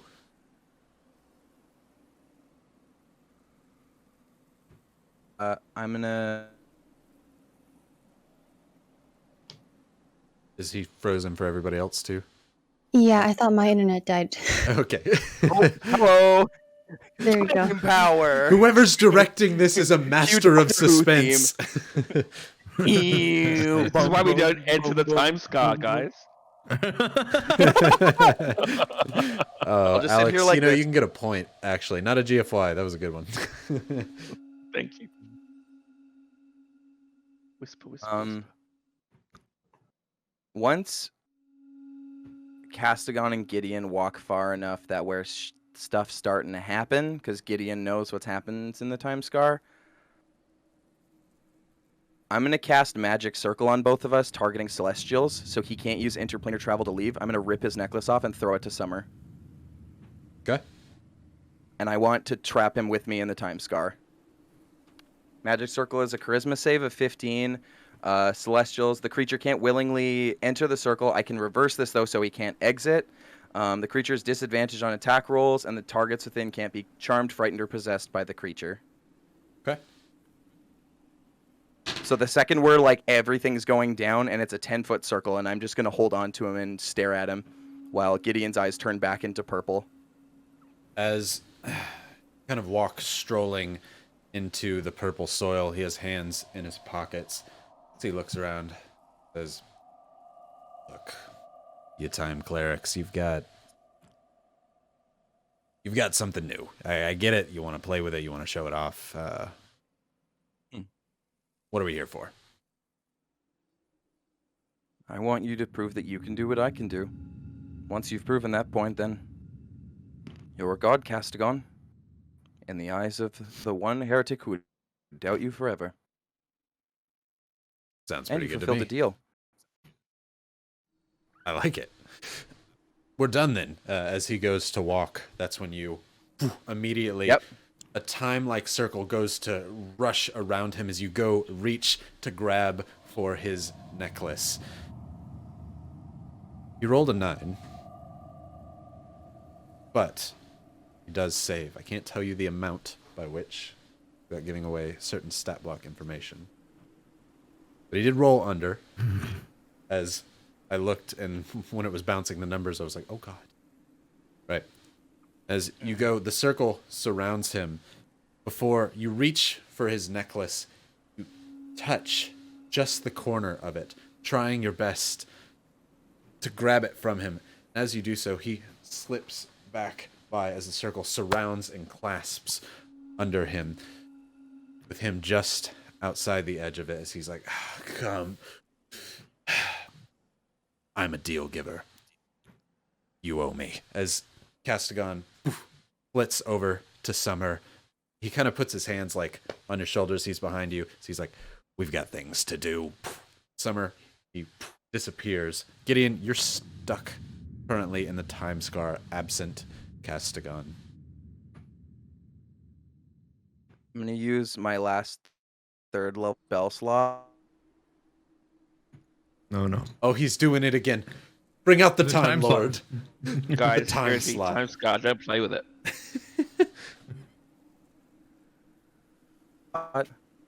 Say Huh? again. You were laggy. No. Oh no. No. Oh no. It's amazing RP. Right. It's so. Nope. What a It's method an actor. inspiration, right? What a method actor. Gosh, he's so good. Really. I can hear all of you. I can hear all. I can hear. This is why you only take a Just few fine. steps in, guys. The further you go in, Seems like an okay place to Oh my let gosh, his... my thing's lagging real bad. Okay, I think you're back now. At least we can hear you. Sorry, You're back. I don't know what it is. I'm just like lagging super hard. It really is in the Sorry time about scar. that. It's a time scar. You go in the time scar in the game, How you much go in of the what time I scar said for was real. heard? Because I said a cool thing, and I was like, dang. Nothing. All I heard Not a was damn thing. Well, I cast my last spell to cast message on Castigon. And Sending. I guess sending. That's the one because Mhm. message don't do that. Just remember, no matter how far I am, I will never, and others will never believe in you. The mortal Castigon who relies on his fancy necklace.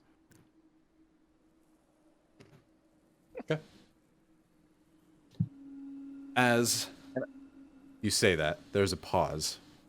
You wait on his reply. Summer, you suddenly find yourself flashed back into the inn.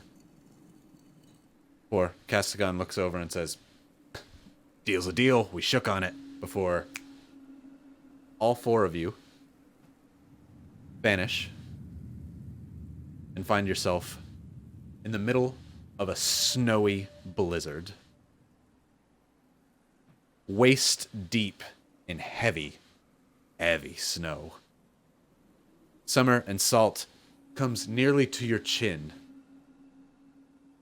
This thick, thick snow freezes you near to your bones. Team, you feel slightly warm, but your scales are getting cold around you. Xenia, you've never felt a chill like this. You can feel the hairs on the ends of Summer, Salt, and Xenia's body almost freeze in an instant as they go up and chill on your arms. Castigon vanishes. You don't even hear his smoke as you hear nothing but the loud puff of snow. As Gideon, you hear a reply. He says, well, it'll be near then, as Castigon puffs right next to you. You vanish and find yourself in a bit of snow. As described, Summer, Salt, Team, and Xenia. You can't see hardly 30 feet in front of you. The sky looks black from all of the snow falling ahead. Castigon sits on a tree nearby. In his ragged clothes, he doesn't appear to shiver even once. One thing, I didn't drop Magic Circle. I need another save from him when he comes back to get me. No worries. Just in case. Okay. This time, I want to trap him so bad in the time scar. Ryan, please. I want you to. I do. I got a nat 20. Well, I do want you to. Because That's the fair. fact that Gideon could kill a god in the time scar would be amazing. Right. Dang. As You look up. Castigon sits on the edge of a branch of a tree. This tree has gray bark. Deep, dark gray, like a stone. The leaves of these tree are bright, bright, crimson red. Snow falls all around you, but none of it seems to land or touch. Oh, I'm seeing GFYs. Happy to do it. Okay. Pause. Reverso. Uno reverse? Uno reverso. As I got a net 1 the second time. Did chat just kill Castigon? Maybe. They wanted to. They my really God. wanted to. If the god of chat kills Castigon, does that make the god of chat eat Castigon yum yum yum style? Yum, yum, yum. Chat. My God, Kirby you still have owns my that power. inspiration. I don't think chat's gonna like you there, Salt. They don't like me anyway. Gideon. I like you, Salt. Castigon poofs back in after he says, I think near would be better. He grabs your shoulder and tries to move. I forgot about that. That's not fair. He goes to walk to the edge of the circle, but gets caught on the end of it. Says, let me out of here. Come on. I'd like to leave. Gideon stands for a moment and closes his eyes, and his eyes open the full purple, and he wreathes his arms out. I want you to stay for a long time, Castigon. I'm going to use Inflict Wounds at a 2nd level on Castigon while he's trapped in this. Okay. Go ahead and roll. Is it to hit or do I save? Forget. It's to hit. Okay. With a +7, does a 21 hit? Definitely hits. I need to pull something up while you're doing that. Go ahead and roll to do your damage. 10, 14, 21, 24. 24 damage. Necrotic. Solid. Time damage? I don't know. Time damage. I do like the fact that there could be something called time damage. Give me 2 seconds. I want to double check one thing on Magic Circle. So amongst yourselves as I need to read this. Hey, look, snow. Waka waka waka. It's, no. Super cold here. Orkies. Got ya. If we just get close together, we can conserve heat. If you want a hug, you can just ask for it, Zania. Can I have a hug, Salt? Oh. Oh yeah, for my or- inflict wounds, I would like it to come from my foot while Gideon yells intimidation tactic. God. Just for chat. Just for chat. Okay, so correct me if I'm wrong, and I want to make sure I understand the spell fully. Magic Circle, if they enter it, if they try and do extraplanar travel, that's when they have to do the save to try and leave. Other than that, it doesn't restrict them, correct? Correct. And I guess while I'm attacking Castigon, I'm just going to keep trying to rip his necklace off because he can't move that circle. Beautiful. Because once I throw it out, I'm assuming he's stuck, but I don't know. He's stuck in a 10-foot area. Okay. Then yeah, I'm going to try and rip it from him. I don't know if I'll be able to rip it away from a god, but god damn it, I'll try. Okay. As your inflict wounds, your right leg turns to a thick, heavy tentacle as you slap him in the similar region as before, as you deal 24 points of insult damage to him. A creature from the nether kicked him in the nethers.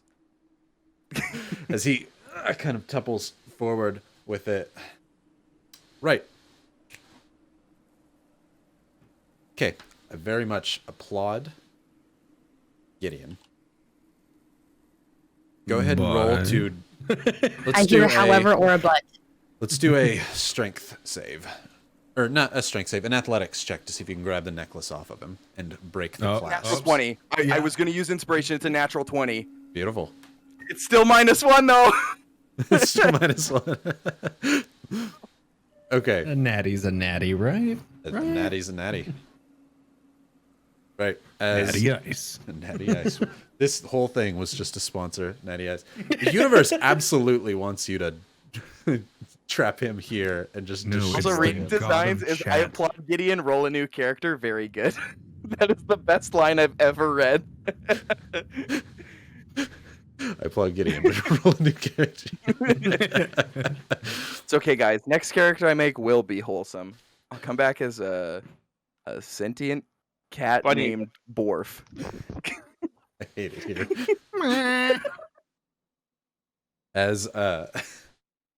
As you take the necklace, it does, in fact. I have to make sure I get these things right. I don't want to mess things up since this is vitally important. As you take the necklace, you pull on it heavily. It is a heavy necklace, and his neck is quite thin. It breaks the clasp off to the side as you hold in your hand an amulet. As you touch it, you hear a whisper, akin to what Salt heard. Where do you want to go? You do not have to answer it, but it asks you a question. The Prince of the Feywild. Okay. Let's see. God, so many things are happening. As you do this, if chat likes you, Oh. Don't ask them that, dude. I got one of their favorite NPCs killed earlier. I brought Ithka. Don't ask if they like me. chat, my favorite thing for you to do, and your favorite thing to hear, high or low? Oh, God. Why? Both. Boy. Both. Boy. Not that I can spell these days. Jeez. Both. Hi. Okay. So, if they get it right, it is a very good thing for you, Gideon. Can I use inspiration on this roll, too? Just in case, because I have one that you gave me. I would say no, as I am rolling this. That's fair and reasonable. Dude, Chat whatever. Pac-Man, this guy. I don't care. Y'all get to do whatever you want. This isn't my campaign. The universe wants you to do whatever. This is how we got It's the a nat Sun Spear in the 20, first so it is a place. high. So, as you see a black bolt of lightning extend from Castigon's fingertip, Oh, no. No, you shit. teleport just before the bolt reaches you. What? Yo! Oh, no! As you suddenly find yourself before the Prince of the Feywild, you find yourself in a very snowy land. Oh, thank God. I thought you were about to say in the Feywild. I was like, don't do this to me. I'm certain of what you meant. You find yourself covered waist deep in snow. All of you suddenly hear a gray puff, assuming and seeing Castigon next to you, but you see instead Gideon holding a golden amulet in his hand, up, triumphantly with a broken clasp. Intimidation tactics work, and Gideon throws up to the side. Gideon, you throw up on the large pile of snow, which seems to freeze almost instantly as it hits. The sudden shock and sheer cold of where you're at hits you like a ton of bricks. All of you see Gideon appear and throw up into the snow near you all. Luckily, not directly on you. I'm going to run up to the party, and I'm going to say, we're linking arms, we're going back to Novigrad. What do you have there? I have Castigon's necklace. I trapped him in the time scar. We need to go now. I don't want to freeze to death. I don't know about you guys. And I hand the necklace to Summer. I think there's no one more fit to use this than you.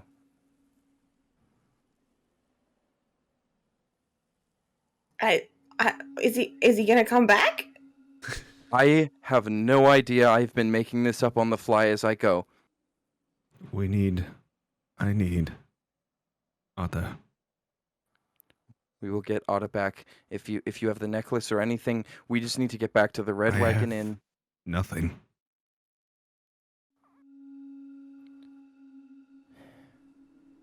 I'm sorry, everyone. I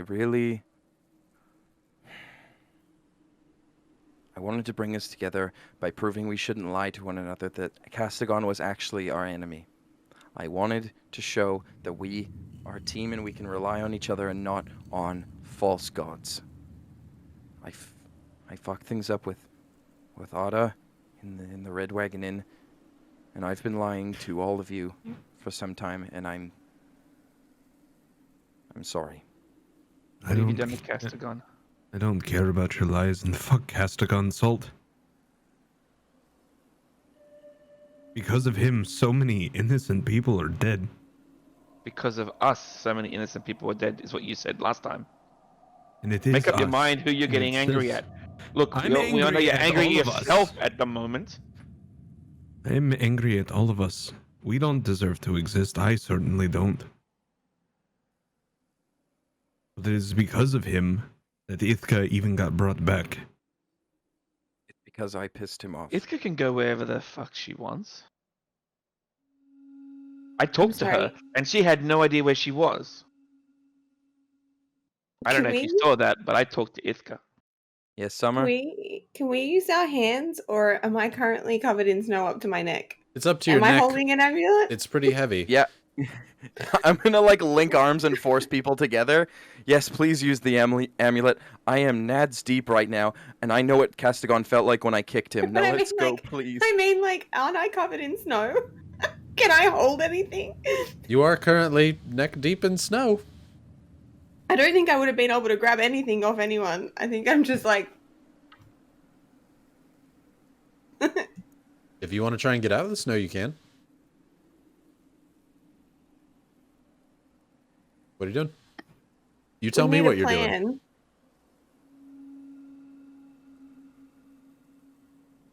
You're muted. I think she was I yelling. know. At. I was yelling at my husband because he's Oh. watching the stream in the lounge room, so I can hear us in the lounge room. Thank Hi, God big you're there, by echo. the way, for the broken finger kid husband, talking directly to you.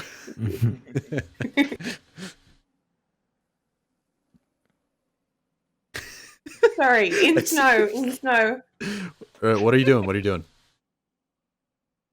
I'm gonna try and dig my way out of the snow first. Okay. It is very, I'll roll to assist this. it is very I thick, did heavy snow. ask for Zinnia. hugs. I did ask for hugs. Maybe I can somehow both of them in each arm. I Do did you ask go- for a hug, so I at least got one. Okay. Yes, please. As Summer, you try and get yourself out. This is very, very thick snow. You think it's good. As a ratfolk, you might be able to run on top of it. But currently, you are buried neck deep to it. So Zinnia and Gideon try and reach you out. Gideon, you said you'd help Zinnia. Roll a strength check to get Summer out of the snow. No. As a Californian, guidance. I don't know what thick snow means. What do you mean there's thick snow? I've never seen snow before. Anything I'm that's assuming thick in it's here, summer. it's team. So- Hello?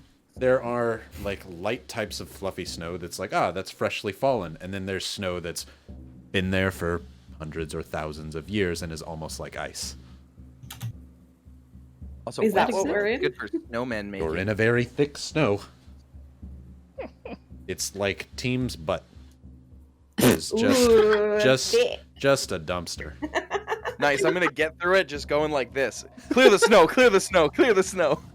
Can I Eldritch Look at Team Blast over there making myself ice up? bricks because he's building a brick house back there.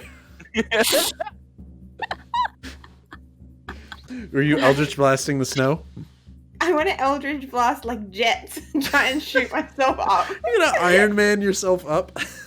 Yeah, That's I'm an awesome. Iron Rat. I'm Yeah, Iron as- Ratting out of here. As Brie and Jakey run over to try and help you out, the first thing that happens, though, is a giant blast of force energy shoots the snow. What this does is it creates a small pocket where snow escapes you. Great, Summer.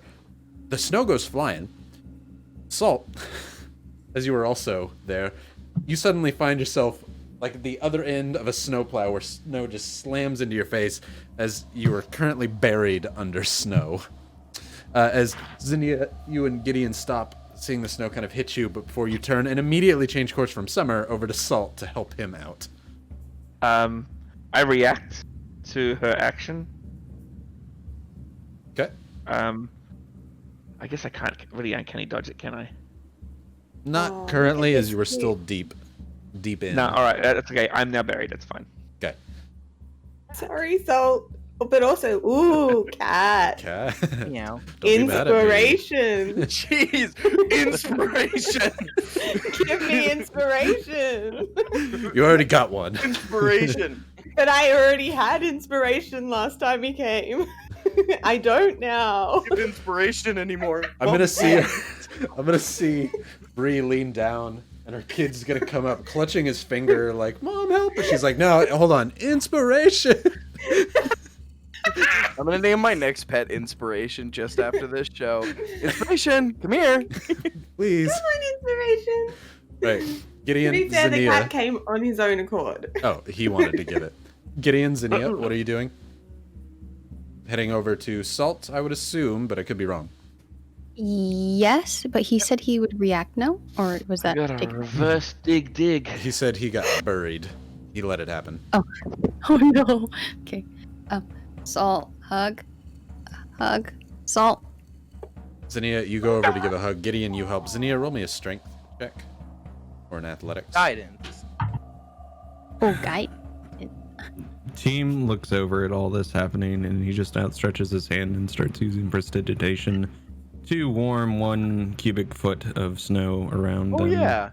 And just melting it. He's just done. Just trying to slowly melt the snow off and around you to warm yourself. What was your total roll, Zinnia? Did I get guidance? Yeah. I did. That is a 15. 15. Salt, you feel the snow Wait. hit your face before you're like, my nose is so cold. Nose is cold. Before you feel a large hand under both of your armpits kind of pull you and lift you up out of the snow, shake you briefly as the snow kind of falls off of you as you're being lifted out of the ground by Zinnia. You are all in very, very frosty temperatures. I suggest making an action quickly. I was going to describe, or was in the middle of before we did a little rewind session there. Hey, Time Scar.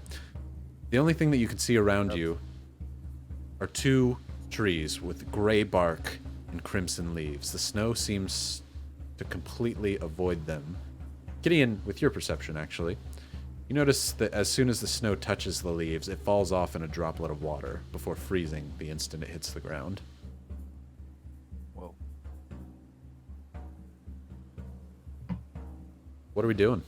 Again, I would suggest quick action. I'm gonna grab the amulet off him, I guess. Yeah, Be I like, give it to Summer. "Oh, now that I have hands, grab it and like hold onto it. Okay. Everyone link up together. Does it talk to me or anything? Do you want to go?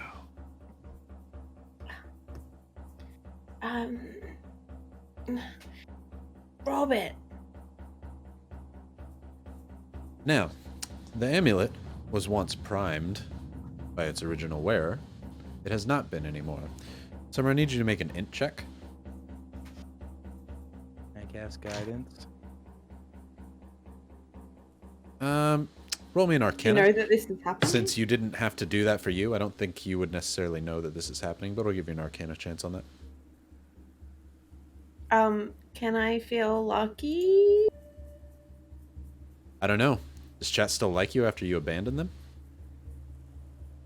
Oof. Since you used I to believe- ask chat if you could be lucky. I've been feeling some chat love. I've been feeling some chat. Seeing Yes, yeses. no. Yes, I'm seeing mostly yeses, so go ahead. Yep. Thanks. You have one more 9. lucky. I have one more. But 9. 9 is what I rolled. Great. It asks you again. Oh, actually, no. Ah, beautiful. Never mind. That doesn't matter at all. Oh, So, you say, do I get my luck back? Robert, as soon as you do, all of you, everything within 15 feet of you, including the large amount of snow, are suddenly transported. Chat. Let's talk one more time. High or low? Chat. Red, blue, green, black, or white. Red, blue, green, black, or white. Give me one of those colors. With a snap of my fingers. Black like my heart. I refuse to answer. Blue, blue, blue. I'm seeing mostly blue. Black. There's a lot of blacks coming in now. Ooh, a lot of blacks. Oh yeah, I'm seeing way more black. Okay, sounds good to me. Right, Summer. As you hold the amulet up, you say, Robert. Suddenly you all find yourself shrunken down. Or transport yourself just like you did before. A myriad of colors flashing before your eyes. All of the snow, all of the material of Asterion vanishes behind you before you start to see black, starry night sky above you, where you're suddenly pulled back in towards Asterion at a breakneck speed before you go through Asterion, down Asterion, down deep, deep, deep below. Uh-oh.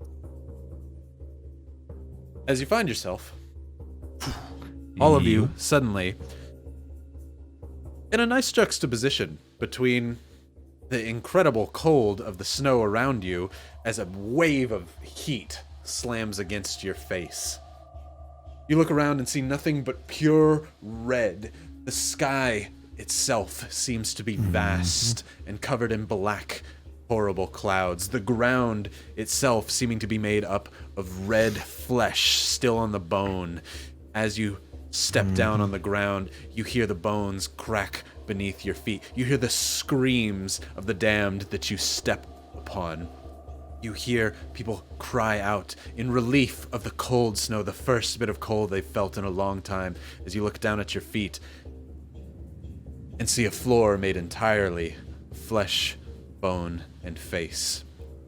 In the distance, all of you, regardless of perception, it looms ever, ever high, is a castle built into the fleshy wall. A giant skull with mouth agape. A bridge crossing over a moat of fire. The skull in itself seems to span hundreds and hundreds of feet in the air.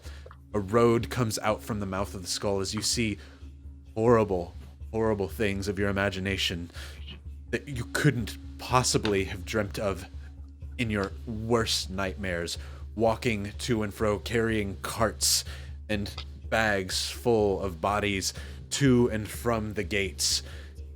Some of them crying out for help, some of them flying with black wings into this keep's eyes. You're a distance away of a few miles from this skulled keep. What are you doing? We got teleported to Nebraska? GFY. God, I'll take that GFY. I may give you 2. I'll take 2 for that. You're getting 2. Oh, I don't see Robert. That's probably good. How does it smell? Roll a perception check. Pizza's on. 17? 17. You can discern the exact smell.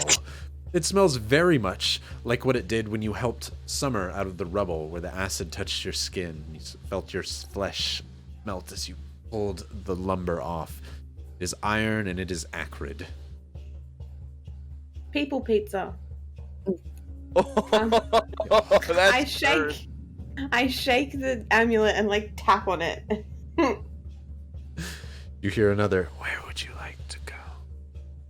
Not here. Roll an int check. Twins. Have some guidance. 14. At 14. 3. Add 3. Was that with the Just guidance, guidance. Summer? Yeah, No. I passed. Ah, I cast guide. okay. So 16. Great. So instead, what I need is...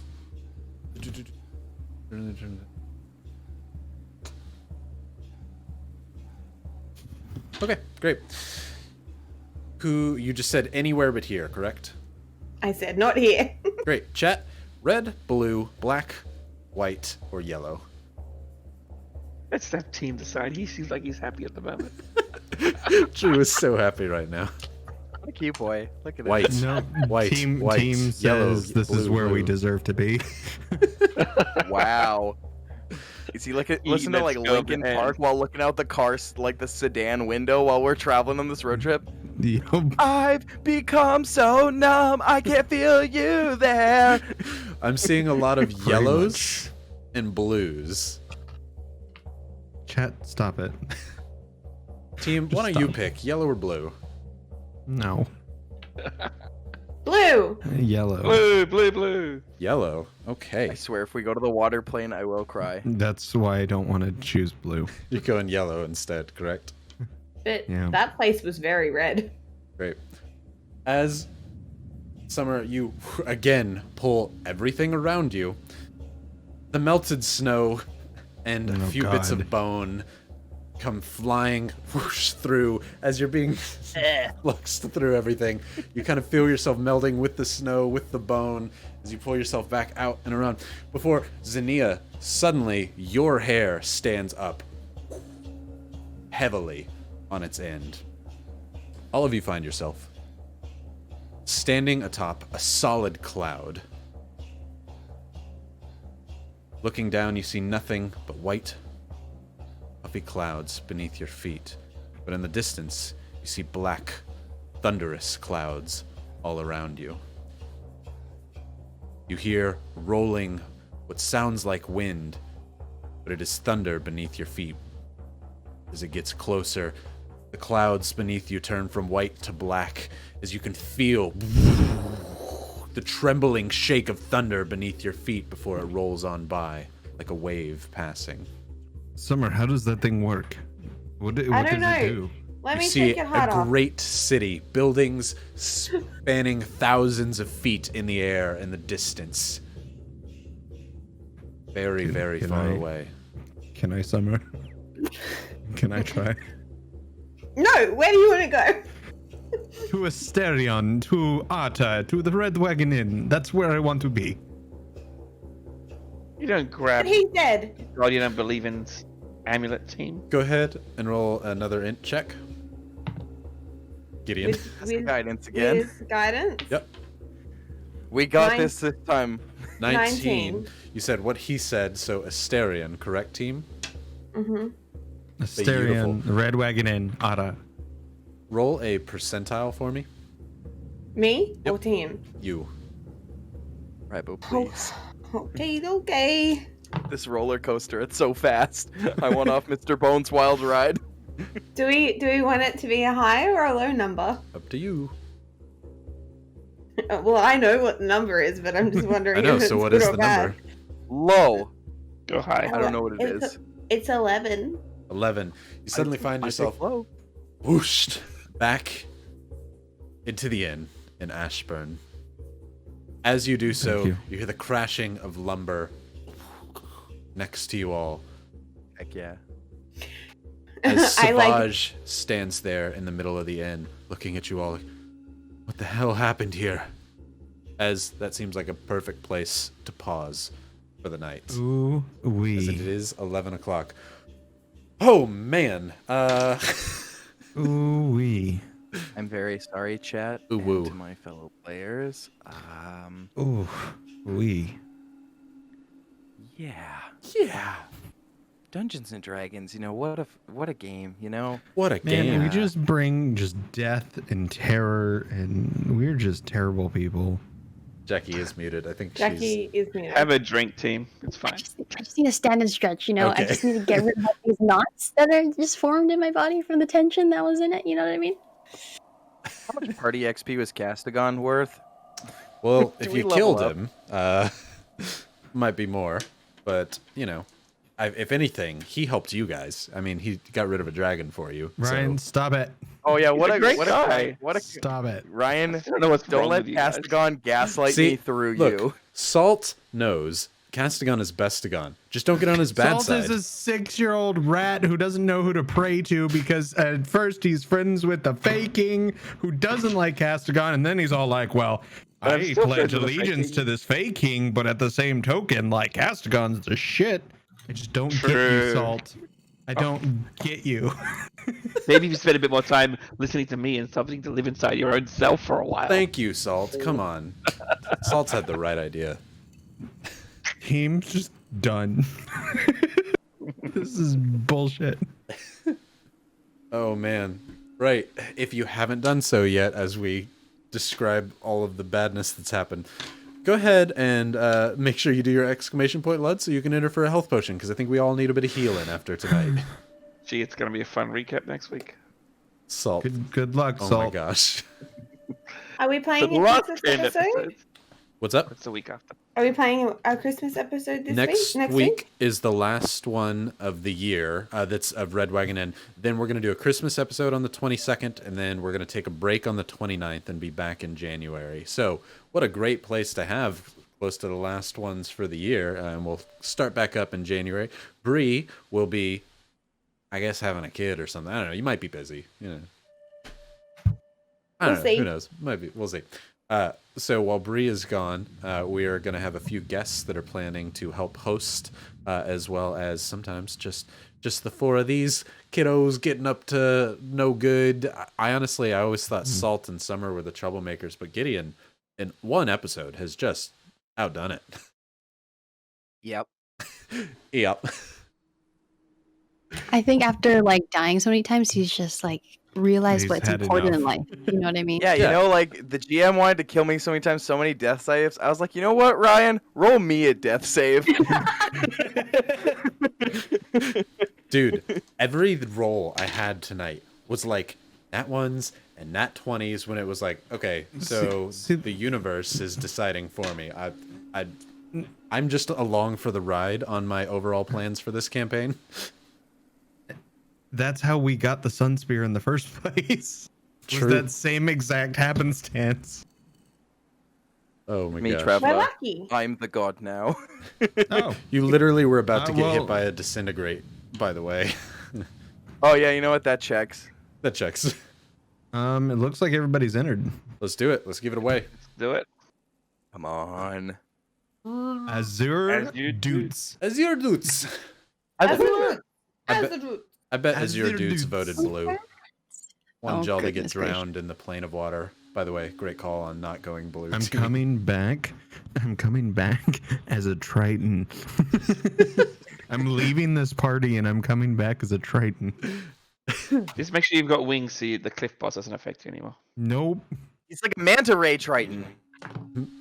I'm just Why not? gonna stay in the ocean and never meet this group. What was red? The plane of fire. Red and blue were the ones that you would have had immediate, like, I might be dying right now, trouble. Obviously, black was bad if you stayed there. Yeah. So, right. I think it was a great episode. I had a lot of fun. I don't know if y'all did or not. I have so many emotions. Me too, Thanks, dude. It was Ryber Mom. amazing. Get out of here, Castigon. Get out of here. Best No, of luck, you're- Brie. you're- Best of luck for Rybomom. Thank you, everybody, for all the well wishes to Rybomom. We love you, Rybomom. We love her. She's the best of all the We're Rybomoms. sending all our whispers your way. The good ones. Huge amounts of love. Though, you know, chat did say they were angry at you, Summer, so we'll see how that turns out. No, they next didn't. week. Oh no, They they did just not. they were very yes, much they did. supportive. Some of them did. Yes, they very much did. Right. We'll pause it there. Love you, Rybomom. Love everybody. Hope you all have a good night. We'll catch you on next week's stream. Everyone. Bye. Bye. Bye. Goodbye, chat.